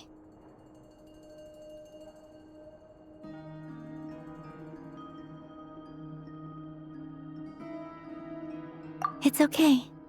I'm just glad no one was hurt. Paimon noticed you doing something too, Dainsleif. Were you helping get them out? Of course. When I asked Nefer to conduct this investigation, I was not naive to the dangers involved. I had a duty to ensure your safety. Good to know your sense of justice is still intact after all these years. I take that to mean that you saw the truth. That comes as a great relief. I certainly did. And thanks to your help, I also managed to trap Rerir inside the chess set. Whoa, really? How'd you manage that? Well, to be honest, I sensed that something was wrong long before we made it to the temple. By using this fragment to probe into Rerir's past, well, the monster formerly known as Rerir, it seems I alerted him. I was tracking him, then he caught on and started tracking me too. Can't say I'm surprised. But how did he track you through your thoughts alone? That shouldn't be possible.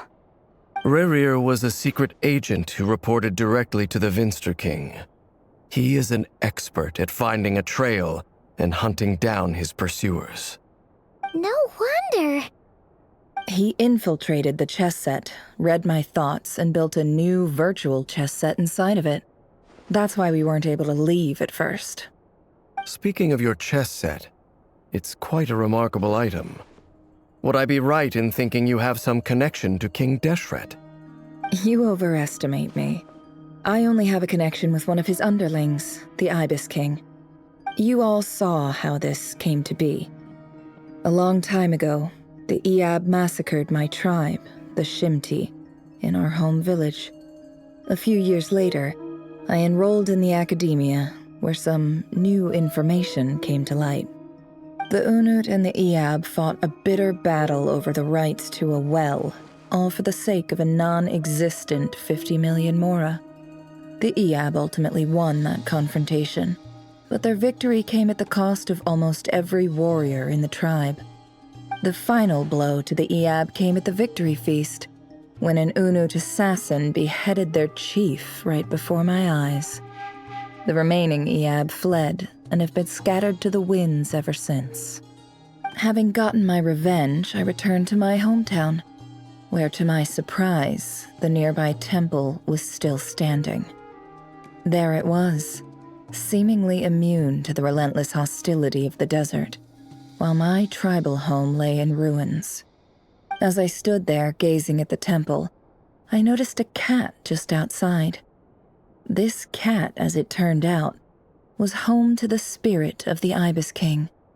He led me to a gate deep inside the temple, and there he made a deal with me. This chess set is my gift from the Ibis King. The chessboard within is made to the same specifications as the one in the mausoleum of King Deshret, and represents his power of piercing analysis. With this chessboard in its container, I gained a certain ability to perceive hidden secrets. Now, you could conclude that the Ibis King simply wanted to give the people of this world the power to seek the truth, but I don't believe that's the full story. Every god plays favorites. Their hearts are as fickle as any humans, full of secrets, perversions, egotistical tendencies. But precious few gods are willing to admit this. It is the same with all powerful forces, including fate itself. Their gaze falls preferentially upon a select few. As you rightly point out, this is an act of favoritism. If you're alluding to the Abyss, then yes, I agree. Gather the others. It's time to share everything I've learned.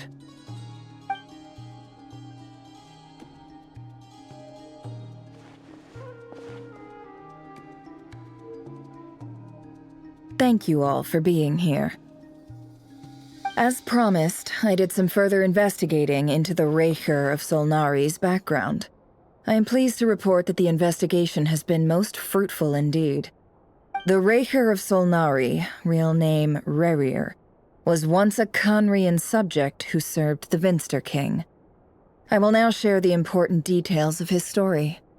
Please save any questions or comments for the end.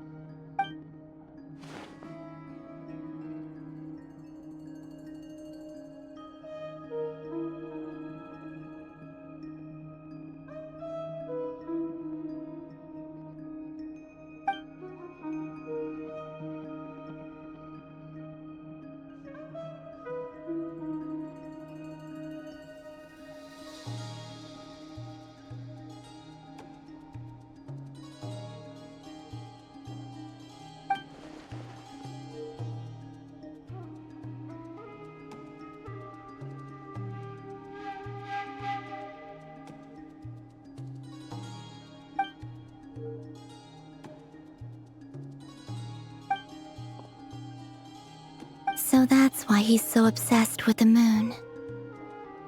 A tragic tale, to be sure. But it does not excuse his many transgressions.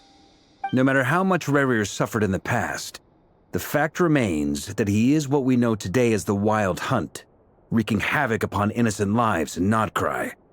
He becomes more dangerous with each passing day. If left unchecked, it is simply a matter of time before all of Teyvat suffers the consequences.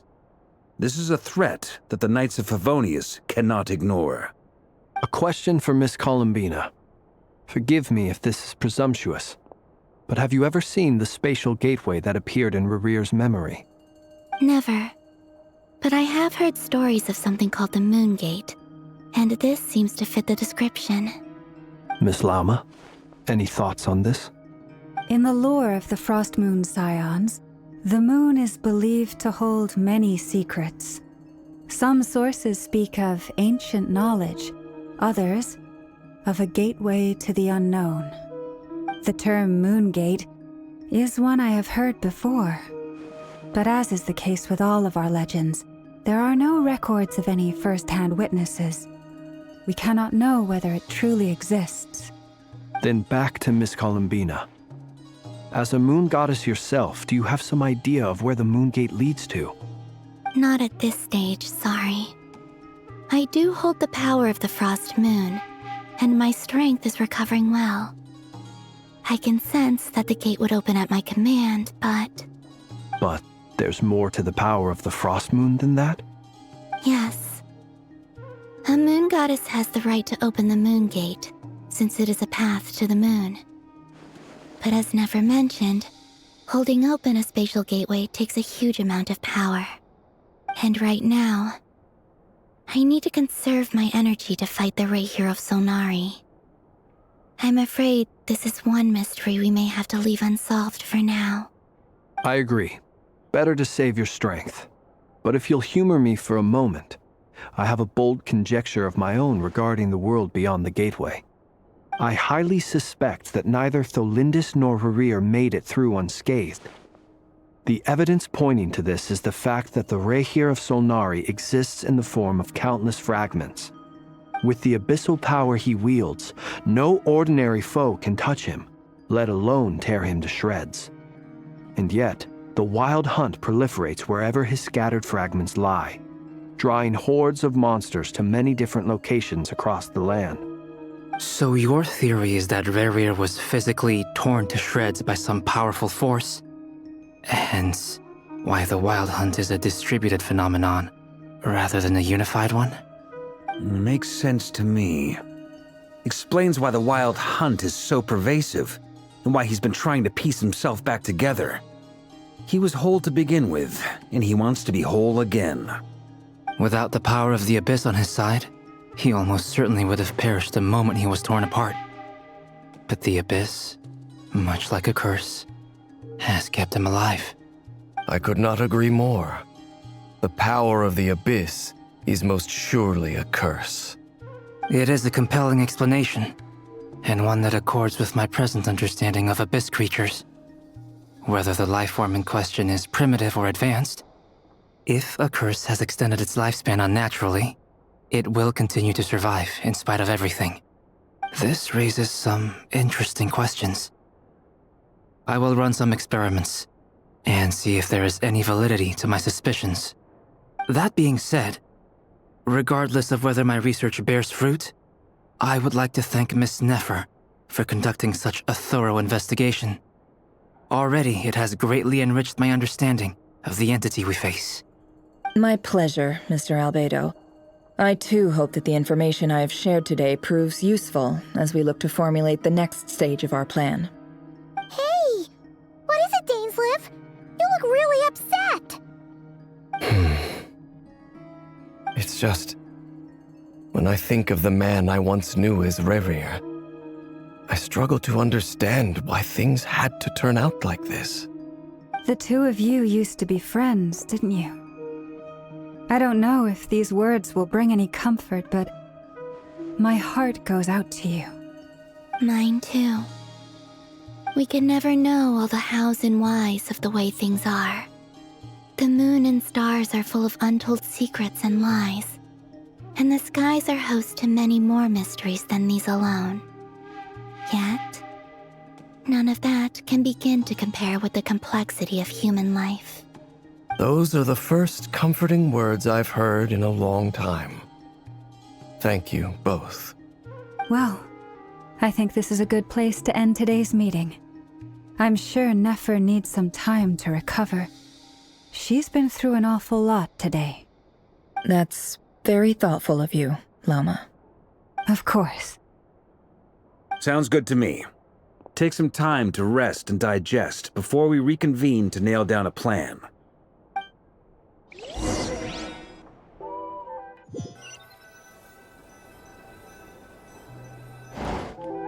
Hey, is this a bad time? Hope I didn't kill the conversation.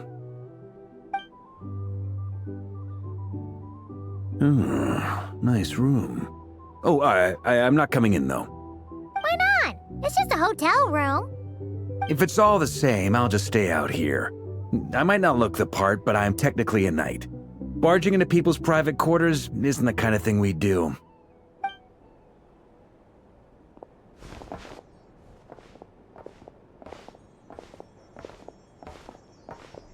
Anyway, Nefer went back to the curatorium to get some rest. But before she left, she shared some things with me that I thought you should be aware of. Firstly, although she managed to trap the Raker of Solnari inside her chess set, there's no guarantee that the power of the Ibis King is any match for one of the 5 sinners. Their powers are beyond our comprehension. It's only a matter of time before he finds a way to break out. We have to come up with a plan and take care of him before that happens. Honestly, my mom figured that might be the case. So, how long have we got? Well, I asked her that same question. She talked for a long time, but for the most part, it seemed like she was trying to convince me how precious her chess set is. What a long and storied history it has. It felt like some kind of sales pitch, you know? The kind where you end up handing over Mora against your will?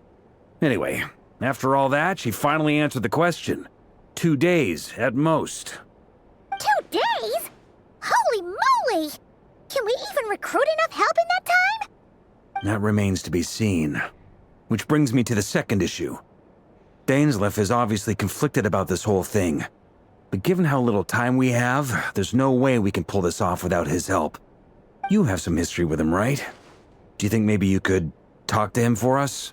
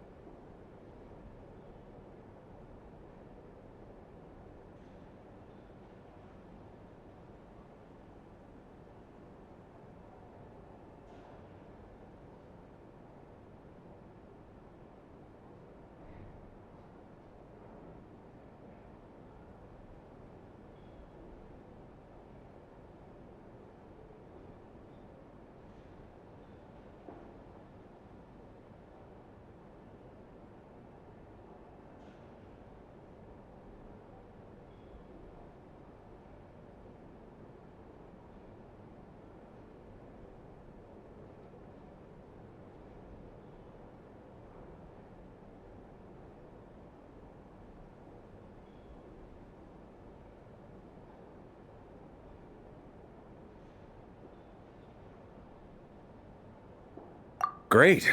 I appreciate it. All right, on to item 3. So, Albedo, Durin, and I put our heads together and came up with a plan. Can't promise it's gonna work yet, but at least it's a start. We figured we'd bounce the idea off you first. We'll explore it further once everyone's recovered.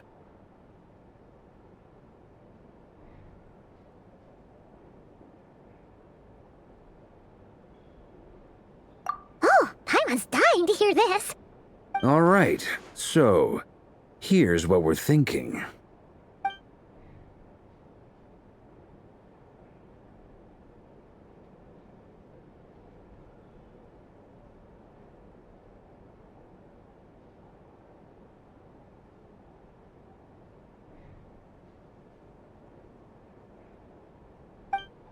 We felt a little uneasy about roping you into this. I mean, firstly, you're not locals, and secondly, none of us are your boss. You're well within your rights to refuse if you so choose. Roping us in? Why would you even say that? We know the stakes here. It's all of us against the Victor of Solnari, or none of us stand a chance. I choose my words very intentionally, I'll have you know. I like to think there's an art to striking a down-to-earth tone even when the stakes are through the roof. Sir Varka, I have a few thoughts about this plan. I'm all ears. I think we can be more flexible with how the roles are allocated. In my view, the most sensible lineup would be like this.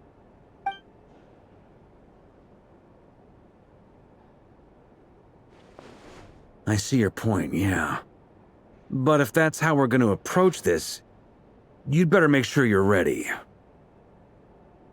To be clear, I don't doubt your abilities. Far from it. I just want to make sure.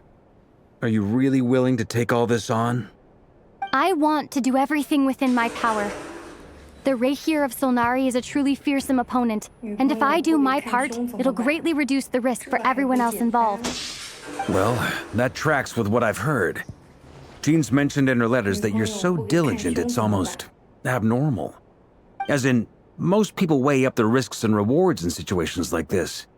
But you seem to just march towards danger without a moment's hesitation. Of course, everyone appreciates a fearless pioneer. But all that aside, I'm the Grand Master of the Knights of Favonius, and you're our honorary knight. I want to make sure your courage doesn't come at the expense of your safety. Thank you, Sir Varka. I should be the one thanking you. It means a lot to have you on board. I'll give some serious thought to your suggestions.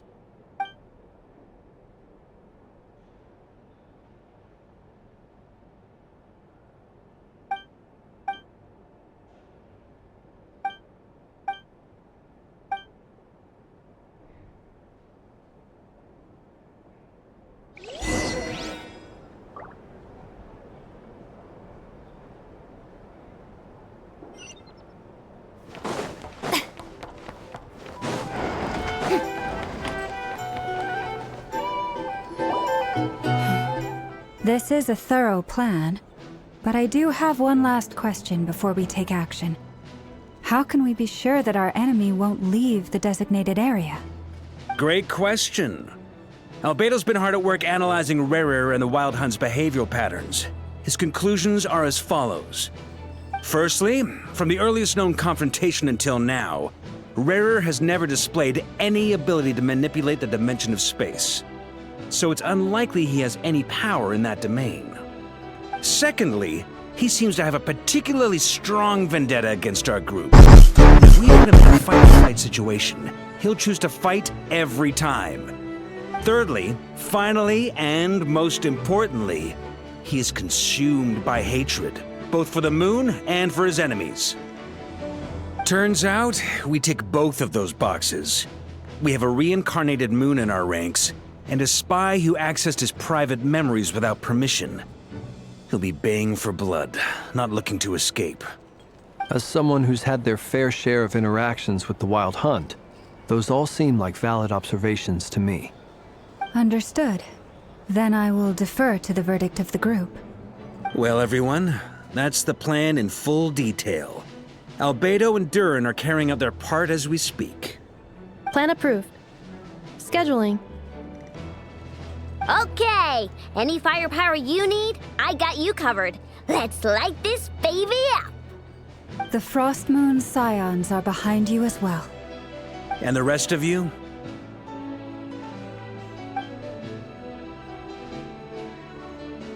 No objections? All right. Then it's settled. This is the plan we're going with. Next up, an old tradition of mine. Anyone who wants to back out, now's your chance. Wait, we can still back out of this? Everyone says things they regret, right? I don't want anyone feeling trapped because their mouth said yes before their brain had time to think things through. A very people-first approach. I hear that's common practice in the Knights of Favonius. Heh.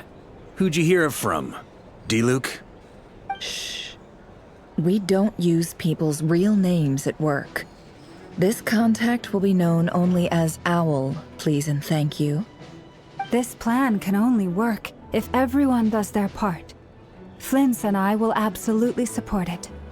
We shall indeed. You'll be glad you accepted our help. Also, you are the last person I expected to see here, Miss Dory. It's not often I get called Dory in a work context. My peers usually call me Lord Sangama Bay. So, the longer your name, the higher your net worth. Is that the idea here? In that case, Mr. Flint's here must be worth a fortune.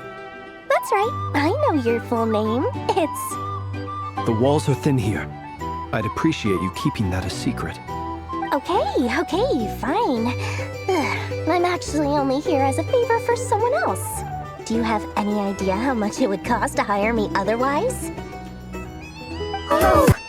Does this mean someone out there actually has the power to boss Dory around? It most certainly does not. We have a long-standing and mutually beneficial business partnership. She's actually the mom of a friend of yours. Said mom supplied me with a great little trinket, but now that lady's ruined everything. If I don't start building a little goodwill now, my whole business in Notcry is gonna go down the drain! Okay. So what exactly is so special about this pendant? It's a lucky charm that a great mage made for me. We have a business relationship, and she was worried that something bad might happen to me. So, she wanted me to have something that can store power to protect myself with. I finally got it all fully charged up with Kuvaki, and then never went and used it all up at once! Never lost so big in my life! You're right. It was all my fault. I didn't mean to drain all the Kuvaki in the pendant, but I'll make it up to you. You will? Well, in that case, how about you give me your chess set, and we call it even? I knew you'd say that. Well, it's yours if you want it. In fact, take it now, and I'll even throw in a free Raker of Solnari. Deal? You're putting me in a difficult position here. It's a very useful thing to have around, but I have a funny feeling it won't be around much longer. I guess we'll see in a couple of days. Looks like bankruptcy for me. Hey, don't be so pessimistic. See this through and you never know. You might find a new business opportunity on the other side.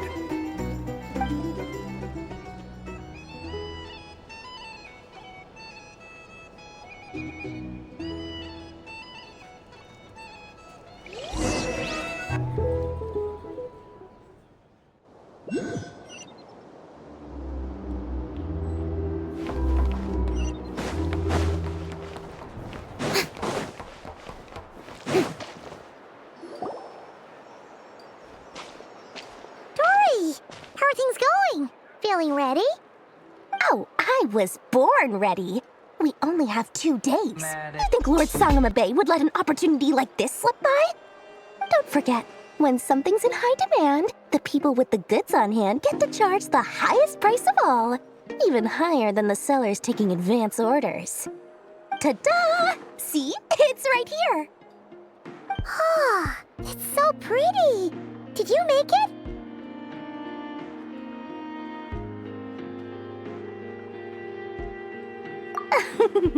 No, I have a supplier. We go way back, so he made me a very attractive offer. Aha! No wonder you were talking about lucky charms at the meeting. You've been getting Kaveh to make them for you. That's not the full story. It actually started a while back as a project between me and the Dendroarchon. Mage Alice once warned me that this world won't stay safe forever. There may come a day when everyone faces a great crisis. I passed this on to the Dendroarchon, and she secretly brought together a research team made up of Sumeru's top scholars to invent a technology that could keep people safe. I won't go into the details because it's all very complicated, but if you want to know more, you can ask the Dendroarchon about it sometime. Anyway, point being, it was the Dendroarchon who asked Kaveh to build this little contraption. As one of the top Kasharawar talents, he was the obvious choice. Took him long enough. He stressed over it for ages. Must have gone through at least a dozen designs before producing a final product.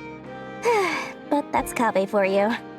Marak delivered it to me a couple of days ago, along with a letter from Kaveh. Could I ask why I'm sending this technology to you? And what's your proposed use case? Has it been approved by the relevant authorities?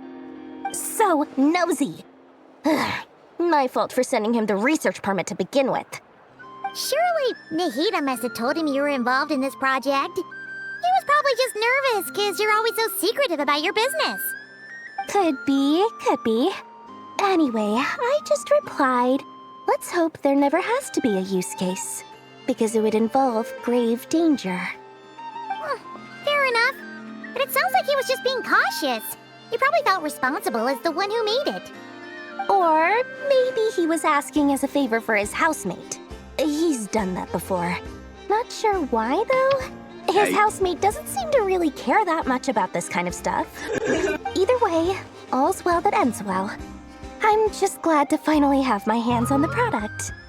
I wouldn't want to be without it, given the potential dangers that lie ahead.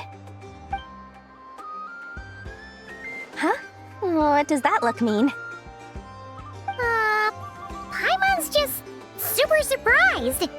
This must be the first time we've ever seen you actually get serious about something.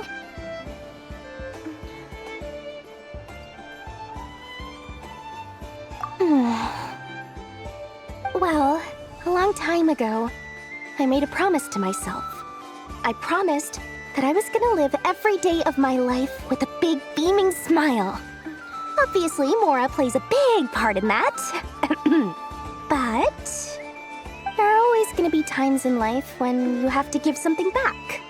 That could mean paying back a debt, returning a favor, or showing some kindness.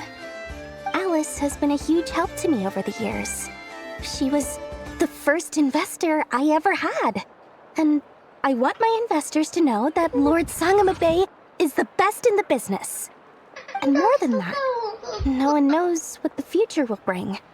Whatever happens, I want to make sure the Dendroarchon and all of Sumeru is prepared to face whatever comes.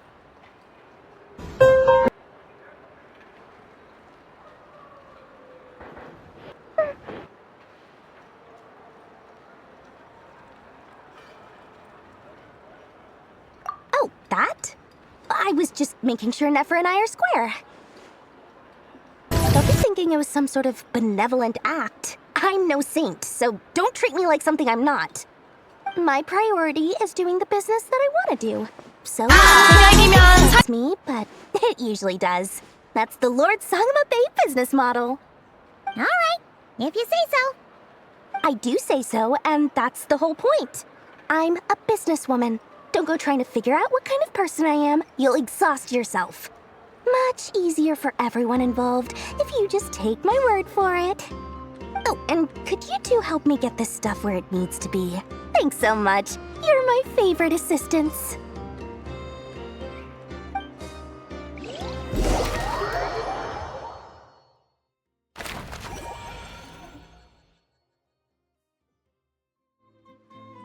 Shower me with praise!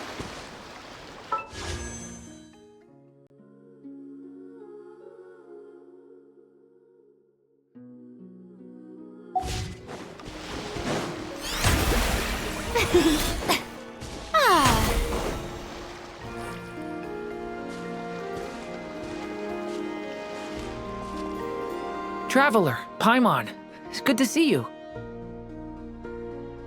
Everything going smoothly over here? Sort of. As you're probably aware, Varka, Durin, and I captured some abyssal creatures from the Wild Hunt. Per the plan, we dissected and analyzed some samples of these creatures. The process went very smoothly. The findings, however, come with some troubling implications. What? You can actually dissect the Wild Hunt? That depends on your definition of Wild Hunt and dissection. Harmless, lifeless. These words are accurate descriptions. The Wild Hunt is an interesting phenomenon. In and of itself, it doesn't seem to possess anything akin to a human personality. But taken as a collective, the medium through which the Wild Hunt is summoned does appear to have a soul. Master griped a lot about the wise Horoptatyr, and seemed somewhat fascinated with the Faust Certology. But she barely mentioned Rerir at all. I don't think that was because of his lower social standing, though. Anyway, it's a pity. I should like to hear her thoughts on the nature of the life form he has become today. It's a strange mix. The furious energy of an abyssal being channeled through a fractured physical existence. A consequence of being torn apart by an unknown power. Perhaps the only explanation for his survival in this state is that he sacrificed a degree of individuality in exchange for a continued existence. Oh, sorry. Once I get talking about interesting research, I have a tendency to go on indefinitely. Back to our research findings. Essentially, they confirm my hypothesis. Rerir's corpse is completely contaminated by the Abyss, and the effects are irreversible. You could think of this as Rerir in mutated form. But in my view, even that would be inaccurate. In reality, his whole being has been consumed by the Abyss. In other words, he is now nothing more than a manifestation of abyssal power. Unfortunately, at present, we have no means of completely eradicating abyssal power. Hence, we cannot fundamentally destroy the Rayhir of Solnari either. Oh, that's terrible news! So, that's it? We can't defeat him? Not even if we get the power of the Three Moons? Miss Columbina's situation is a difficult one. She can never achieve wholeness when the world does not accept her presence. It's as if her creator banished her to a place she can never be accepted. It means she spends most of her energy just on her own survival. Given the circumstances, it's only natural to despair. But we must see this plan through to the end. Time to kick off the backup plan. Oh, Paimon almost forgot! This is for you. Dory asked us to bring it. Ah, how wonderful. Well, thank you for making the trip.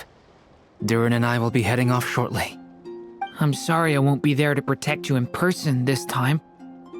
Please be careful.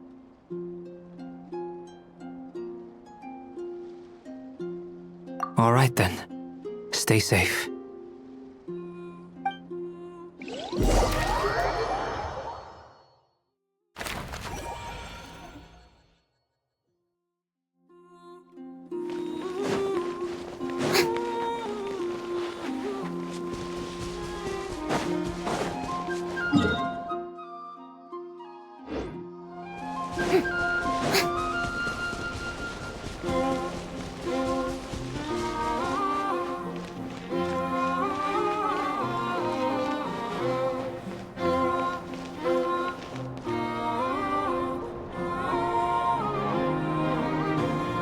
Miss Lauma, is everyone here?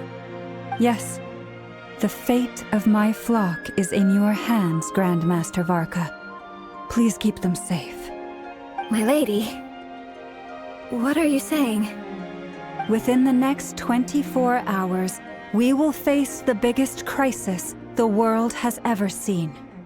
This is not a burden that we deserve to bear, but I believe that we reap what we sow in this life. So I intend to act. I must do what I think is right. For me, that means fighting for the future of Nodcry. This gentleman is the Grand Master of the Knights of Favonius, Varka, Knight of Boreas. In my absence, please follow his lead. Hey, everyone. Guess I should introduce myself. Well, to start with, I know my way around a battlefield. Biggest strengths are honesty and hard workingness. Anyway, point is, I don't intend to let Lauma down. I'm gonna do everything in my power to keep every last one of you safe and sound.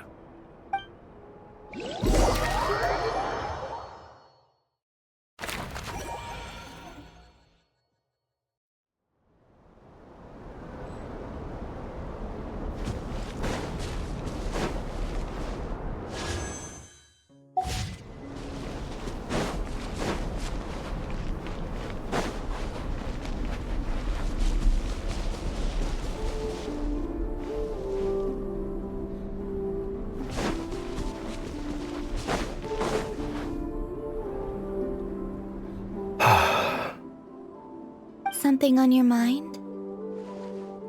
Miss Columbina, was it? I believe that's how the others addressed you. That's right. Names are funny things. Have you always been called Dainsleif? Yes. I take it your own name has a more complicated history. I have a different relationship with names than other people. To be honest, I'm not even sure that Columbina is my name. At least, not in the same way that Dainsleif is yours. But it's what everyone calls me, and I go along with it. A lot of my life has been that way. I get so used to things that I forget to question why they are so. I never used to think much about where names come from, or what they mean to people. Maybe something's wrong with me. You're different from other people. I sensed it the first time we met. You're more perceptive than most. I'm sure your long life and rich range of experience explains that. Do you ever find yourself missing Conria, Mr. Dainsleif? Difficult to answer. I have dreamed of the past many, many times. Sometimes I'm fighting tooth and nail. Other times I'm lying on the ground, defeated. I don't recall any happy moments from that time. It has been too long. Is that because hatred survives longer than love and affection? That would not be for me to say. I make no excuses for the grudges I bear. But whatever the reason, I remember little that was beautiful or sentimental. Thank you for your help with the Rerir situation. Without your efforts, I never could have learned the hidden truth of his story. You're welcome. I know he's your friend. Friend? He betrayed me. And I never really understood what he was going through in life. Some friendship, that is. Okay. So, do you plan to fight him with us? You see, you're torn. Now you know what really happened. You see the things he's done in a new light. I need some time. Of course. I completely understand. Anyone else in your position would feel conflicted too. Actually, I went through something similar myself recently. Something happened that changed my perspective on a situation. A situation I took for granted at the time, but now I feel very grateful for it. You mean the Harbingers who still support you, even though you've left the Fatui? Yes. I always thought they were only helping me because Harbingers are forced to work together. But then I abandoned them. A warrant was even put out for my arrest. Yet even now, they support me, which means I was wrong about them all along. Clearly, they view you as a friend. I feel a little guilty now. I regret not seeing their help for what it was, and not treasuring it. I see the guilt that you're feeling now, because I feel it too. Hopefully, talking about it will do us both some good. Have you noticed that the Traveler and Paimon are over there? I think they've been listening. Huh. Shall we say hello? Sure. Hello. Ah! They caught us!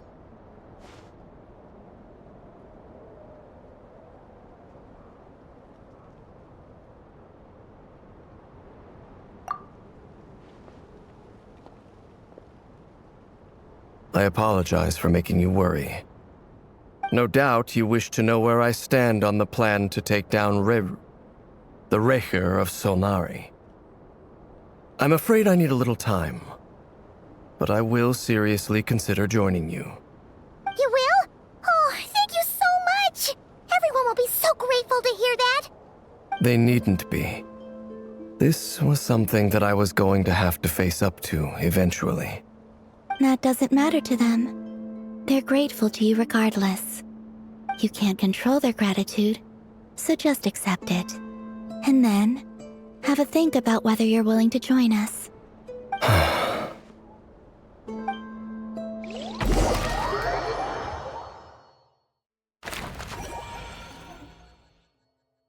It's nearly showtime! Let's go rendezvous with the others. You know the place.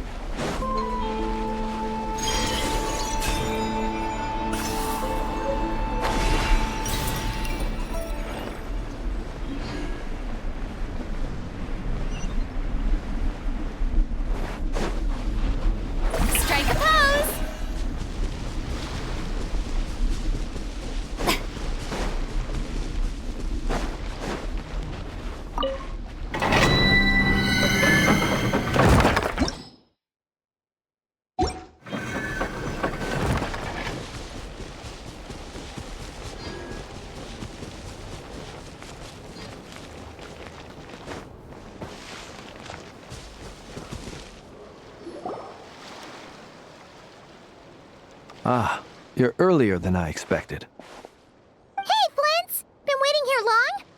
Not too long. I came a little early so I'd have some time to think. Are you nervous about the battle? Quite the opposite. I'm reminiscing on my past battles. When I was awakened by the Radniki, I had not touched a weapon in many years. I felt like the battlefield was not where I belonged. But after waging war against the Wild Hunt for so long, I came to realize something. A life of absolute peace is simply not a possibility for me. My restless flame indicates that somewhere inside of me, there is a deep yearning to root out the evil in this world. Oh, that doesn't sound like such a bad thing.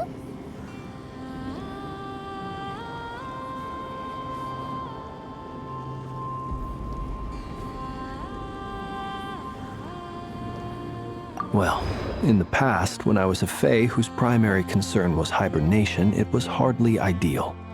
But it certainly serves me well here in the present. And I am delighted to be able to join forces with you in this endeavor. Looks like I'm not the first to arrive. Ah, Miss Lauma. Did you sleep okay last night? I struggled to settle down at first, because of the nerves. But don't worry.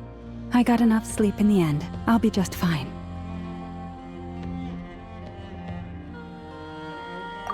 Please, I'm just doing my part.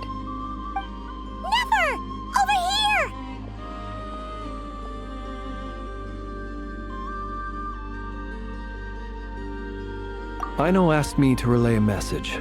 She said Anefa will be on high alert and keep a close watch over all secondary districts where defense is required, providing support as necessary. Meanwhile, Ino herself will provide range support to us directly, using her latest invention. Excellent. My thanks to all involved. The chess set's looking a little unstable. It won't hold him much longer. We should be prepared to engage at a moment's notice. No sense sitting around waiting. Let's make the first move while we still have the option. I agree. Paimon, find a safe hiding place. Got it! Be careful, Traveler! I will.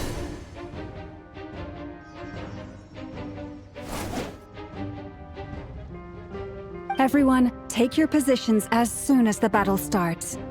Every ounce of strength we have in our bones, let us bring to this fight. Ready? Let's go. I've seen all your futile ploys before. You have become the authors of your own demise. I wouldn't be so sure about that. You are merely a moment of sport before I tear down the moon.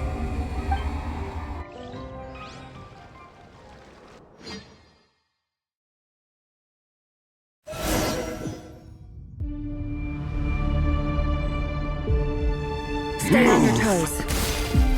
Yup, you too.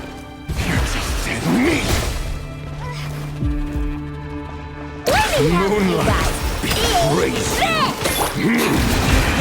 Move. Hunt them down. Keep your distance. Be silent. Pathetic. Steady now. Observe. Moonlight betrays you. Can't hide the truth. It all adds up.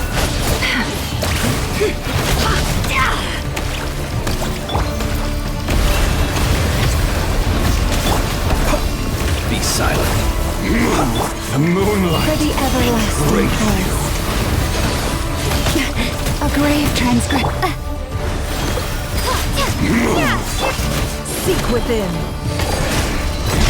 Can't hide the truth. No more lies. The moonlight betrays you. Water jet! Can't hide the truth. Forest, protect us by the frost moon of old.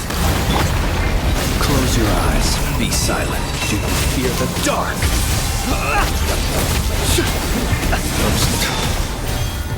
Do you fear the dark?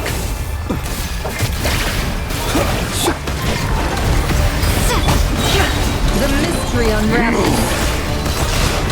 It all adds up. The moonlight. Leave this place. For the everlasting forest. Close your eyes. Be silent. Keep your distance.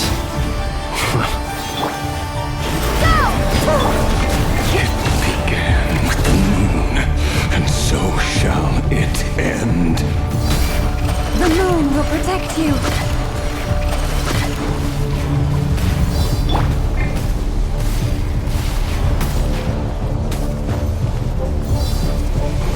You poor lost lamb.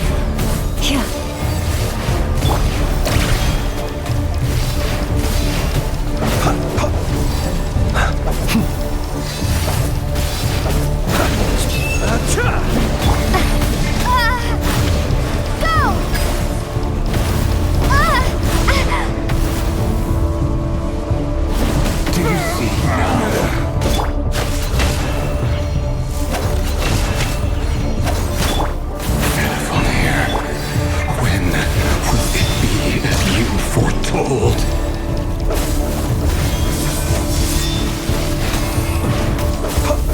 Moonlight betrays you.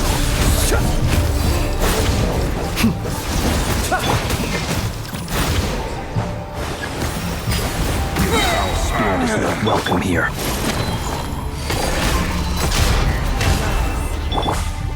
Wipe out!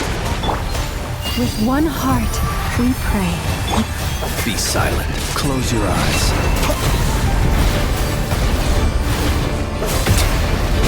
Be silent.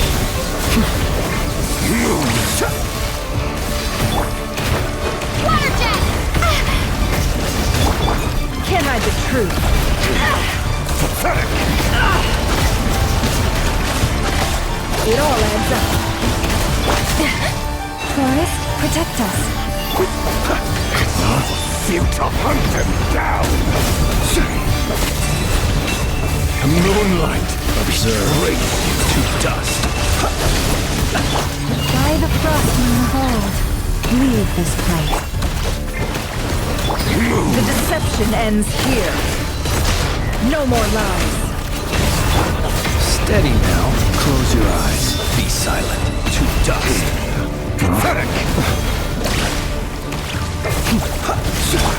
Can't hide the truth. Go! Bombs away! For the everlasting forest. The moonlight Observe. Close your eyes. fear the dark. Keep your distance. Be silent. To dust. It all adds up. No more lies. Seek within.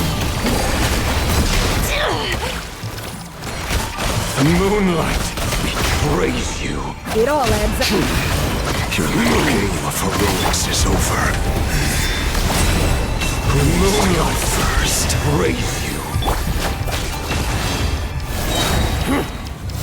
Now, get out of my sight! No! We've been separated. You okay? Never! Where are the others? Stuck outside the barrier. I guess he really doesn't like us. I told you before, knowing too much is always a death sentence. Be careful what you wish for.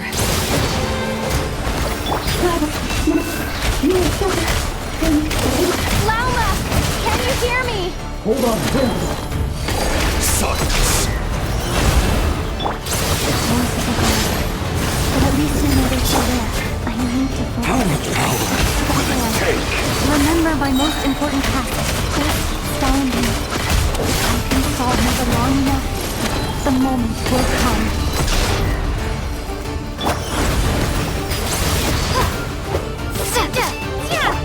Can't hide the truth. No more lies. Time to come clean.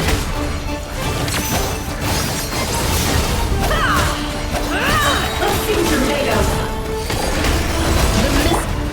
Wipe out! Go!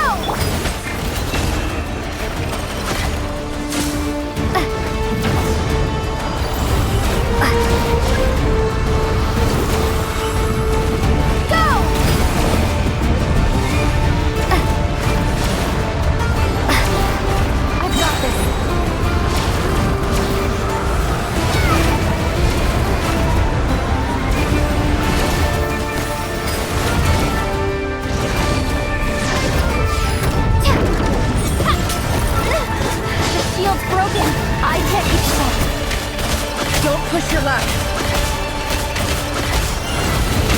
Can't hide the truth.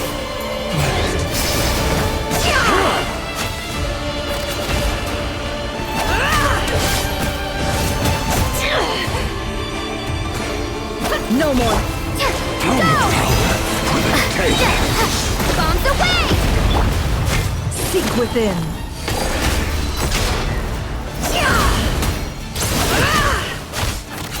Let's see what you're made of.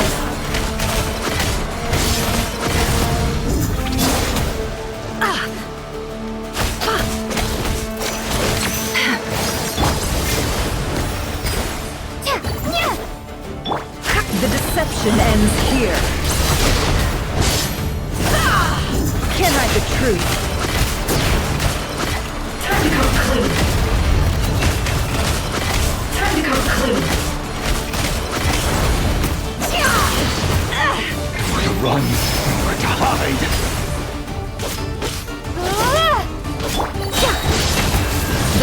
mystery unravels.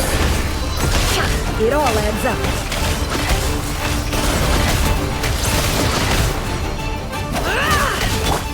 Wipe out! Water jet! No more lies. It all falls into place.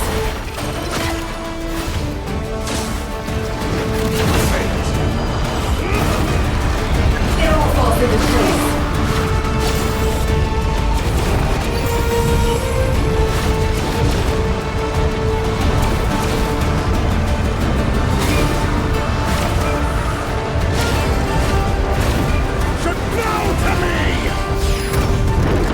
I saw this coming. How much power will it take? Water jet! Bombs away! It all adds up. It all falls into place. The deception ends here. How unfortunate. Absurd.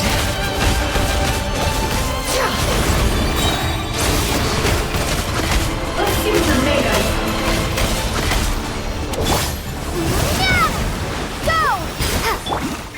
No more lies. The mystery unravels. Can't hide the truth. Time to come clean.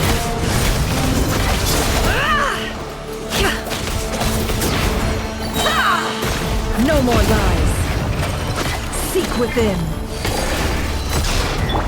Wipe out! It all adds up.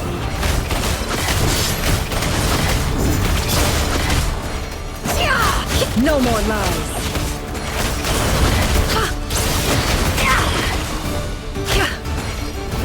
Can't hide the truth.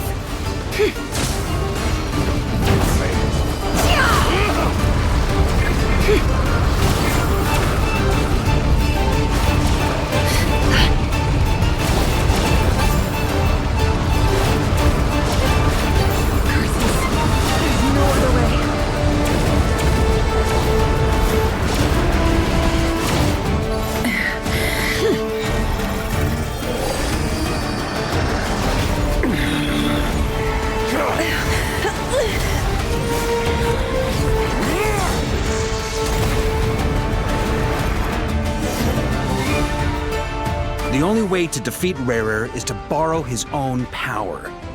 That means Columbina will have to disappear while you two bear the brunt of his attacks. You have to hold on. Find a way to keep him focused on killing the two of you.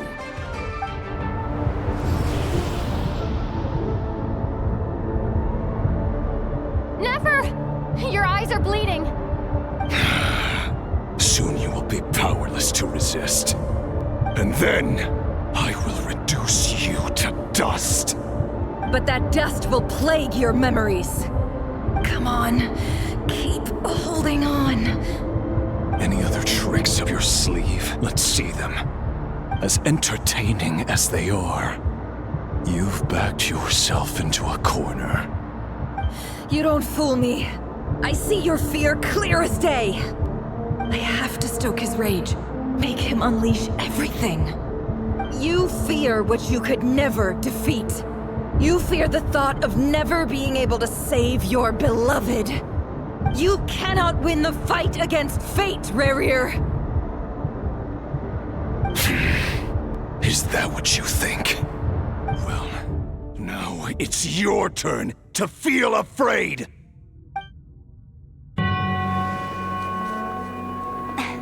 You fear the sound of your own name? Is it us you hate? Or is it what you've become? Let's see what becomes of you!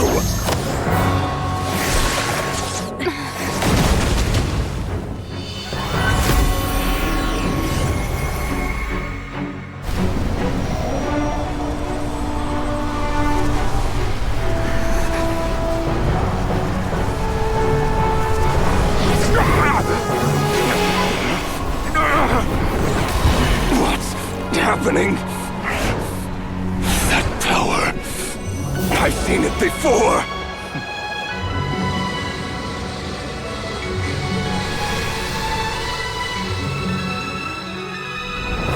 power is on another level.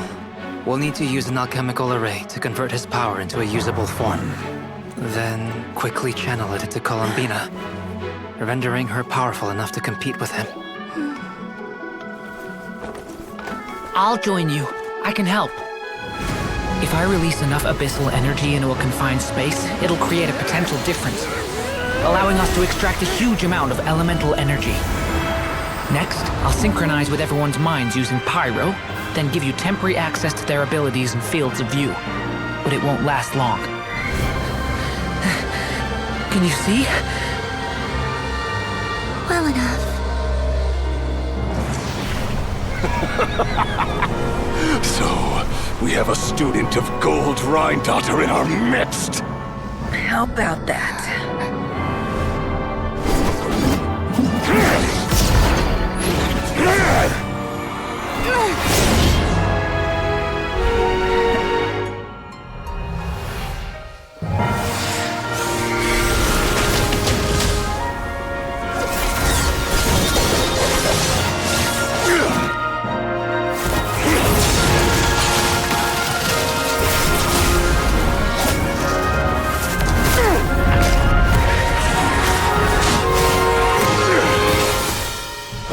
You use my own power against me? Just like how you stole Kuvaki. Look familiar?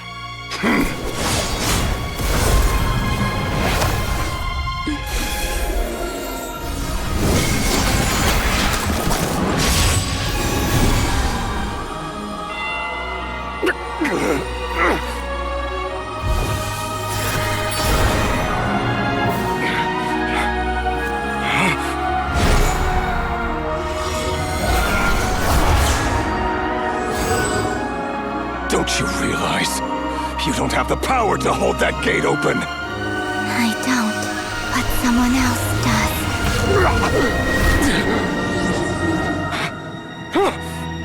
Goodbye, Rerir.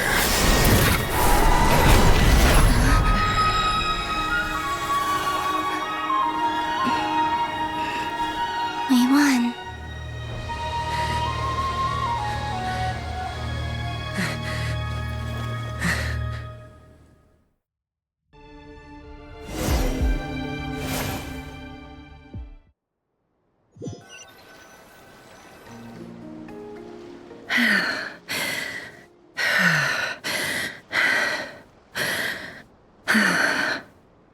Nefer, how are your eyes? They're fine. Apart from the blindness, of course. It's not too late. Let me handle it.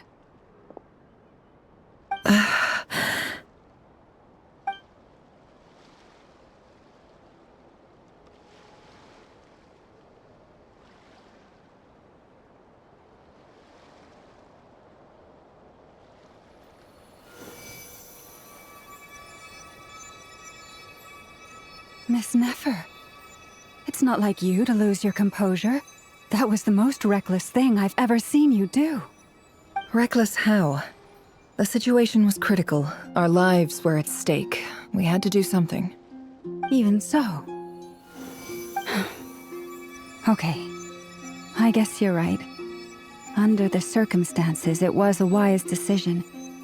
You traded your eyes for an incredible victory. In business terms, I suppose that's a huge return on investment. I'd be hard-pressed to argue otherwise. Still, I don't like this outcome, and I don't want you to lose your sight for good. People suffer when they make sacrifices they shouldn't have to make, whether that means faith, strength, or in this case, your ability to even see. I had hoped you could win without sacrificing so much as a single hair on your head. Thank you. Really. All done. Don't try and open your eyes just yet. We'll see how you're doing in a couple of days. Until then, please follow your recovery plan to the letter. I'll send full details through Yehoda. For now, just get yourself home, relax, and rest. My dear friends, we have fought bravely and achieved a spectacular victory. A dark cloud has been lifted from the skies of Nodcry. All in this land will be grateful for what you have done. The moon will remember this day. Thank you both.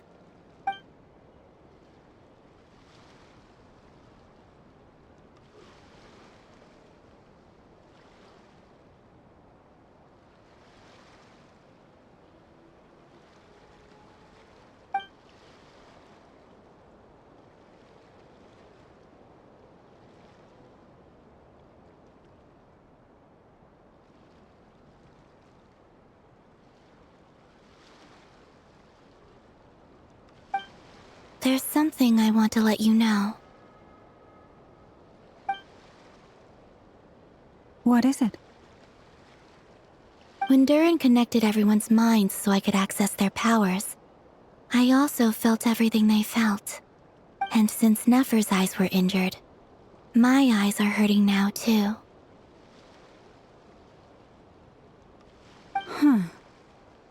Hold on. Let me try. I only feel the pain. There's no actual damage. I just thought I should tell you. You're right. There's no damage. That's a relief. But I must say, I'm surprised to hear the Kutar share something like this with me. In the past, you never used to open up about yourself. Things are a little different now from how they were. I'm learning to share how I truly feel with my friends. Friends? You have no idea how glad I am to hear that.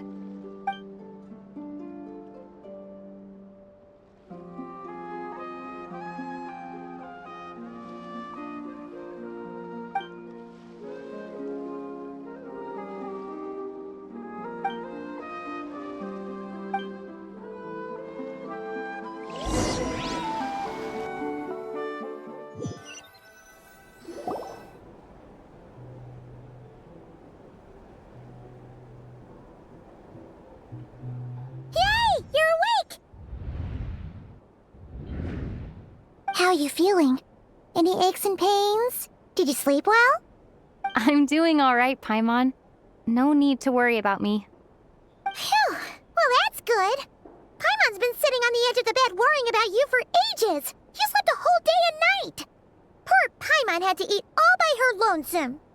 Glad to hear you didn't starve. How was the food? Well, it wasn't the same without you there to share it. Honestly, Paimon just can't relax when you're not your usual self. She couldn't enjoy the food and settle down to sleep. Well, I'm back to normal now. Oh yeah, and Albedo swung by earlier. He said to tell you to head to the tavern when you woke up. Varker and the others are organizing a victory feast and they want to celebrate with you. He also dropped off some medical supplies, but you seem fit as a fiddle, so guess you won't be needing those. If you're feeling up to it, let's head over now. Wouldn't want to keep them waiting.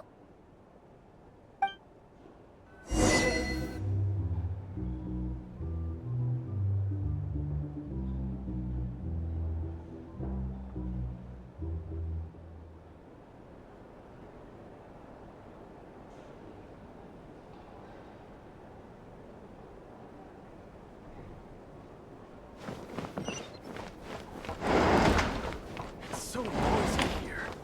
Back in my day.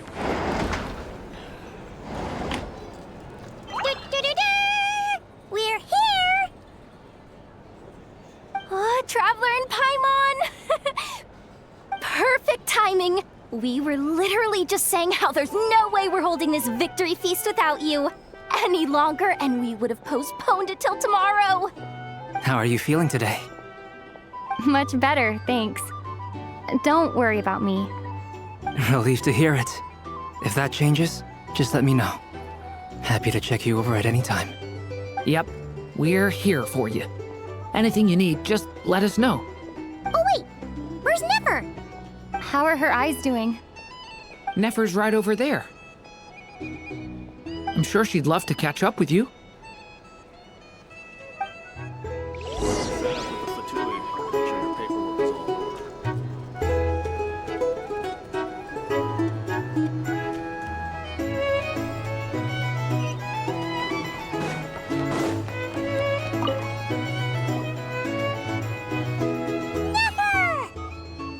Traveler, Paimon, are you recovering well?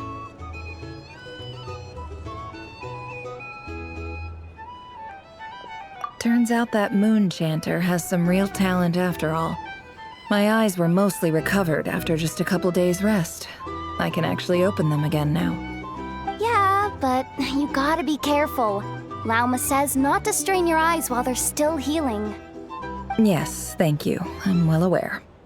Yehoda, could I borrow you for a moment? I could do with an extra pair of hands. Oh, sure. Coming. Did you hear that? I gotta go help Lauma for a second. You guys chat among yourselves. I'll grab us some drinks on the way back. Paimon, you still like 'em sweet? You bet! Make it extra sweet, because Paimon's earned it! Sure thing!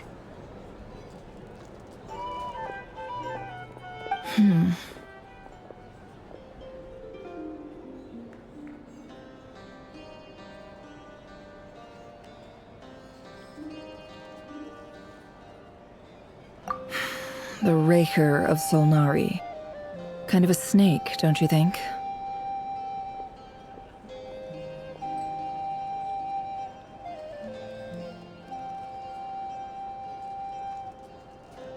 No, definitely a snake.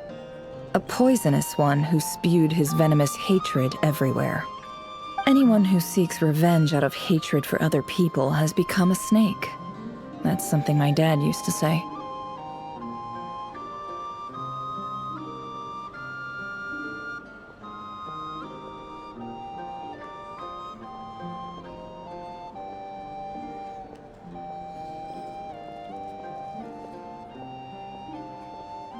Perhaps. I'm sure it sounds like a very wise and open-hearted perspective to your ears. But me? I think hatred is a perfectly justifiable emotion. What else is left when everything you depended on in life gets stripped away? Something's gotta fuel that drive to keep on living.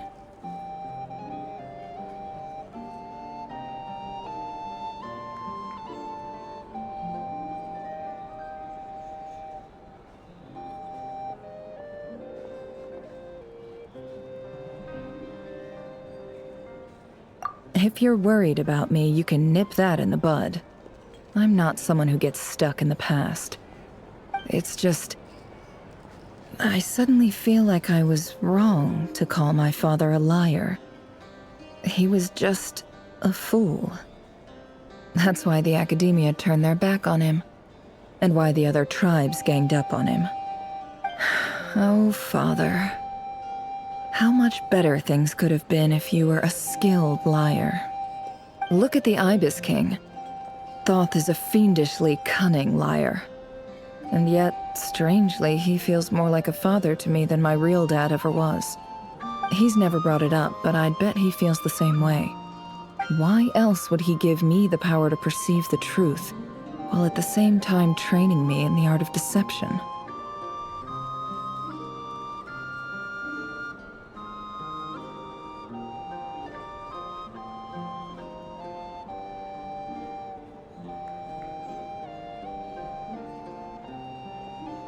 Well, King Deshret banished him to Aru, which is essentially a prison, and posed 3 questions to him.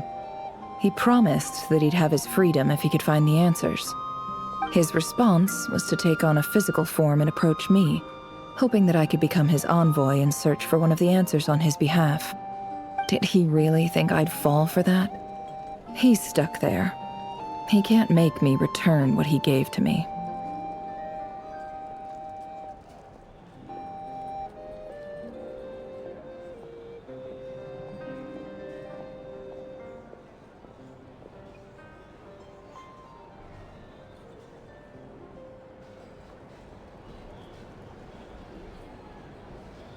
So that's enough for you to decide he's nice, is it?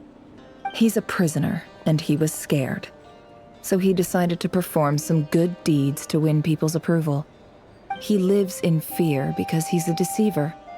How is Rerir any different? You can't work as a spy your whole life and expect a happy ending. It's preposterous. Yet I can't say I don't understand it.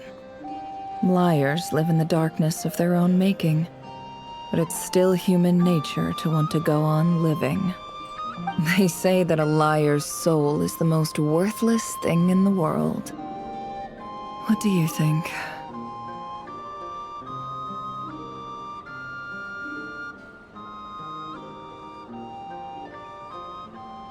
Good. If you understand that, it means you're smart, and you see things objectively. If you ask me, the soul of a liar really is worth nothing, because all they care about is themselves. For example, when something good falls into my lap, I don't go sharing the news around. Stops other people trying to steal it from me.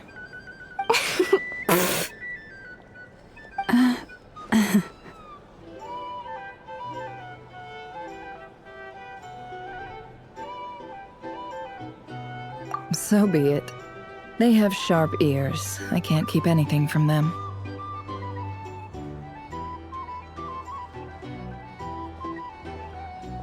Oh, is that what it looks like?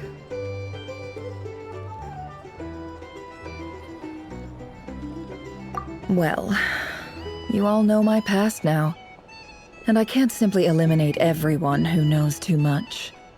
So I guess I just have to put up with you. For the foreseeable future, at least. When you find yourself in a situation you can't control, the safest play is to keep calm and start monitoring everyone involved like a hawk. In the intelligence world, you need to have a sense of perspective and play your hand accordingly. If you understand what's at stake, please ensure my secret is safe with you. I trust you'll respect my wishes as a friend. But very good. Oh wait! Now that the panic's over and we've all calmed down, Paimon suddenly remembered something.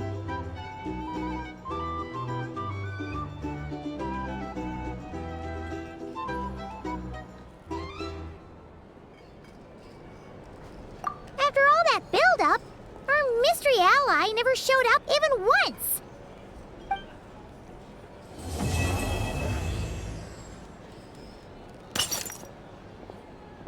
Huh? Am I imagining?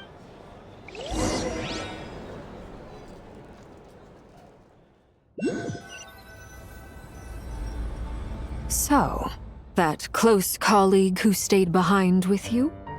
What's he been up to recently? Don't know, don't care. I get more normal human interaction from hanging out with Bosco too than him. Although, now you mention it, he hasn't bothered me in a while. I wonder if... If he's disappeared without a trace, it's the biggest gift he ever gave to the world.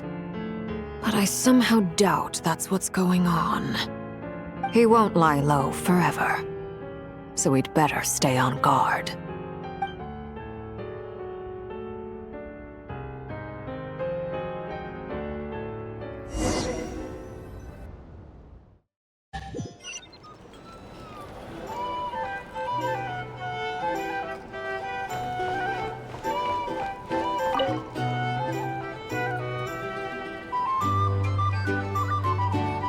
Ah, Lord Sangama Bay. How lovely to see you. I must thank you for the device you provided. It was an enormous help. Would I be right in thinking that it was developed by the Academia? Why come and ask me when you clearly know already? I mostly came to thank you. That's more like it. A little gratitude goes a long way with Lord Sangama Bay.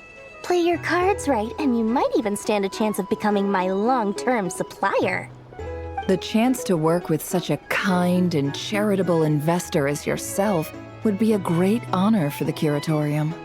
Huh? Charitable? Who said anything about charity? First time hearing about it. Let's see.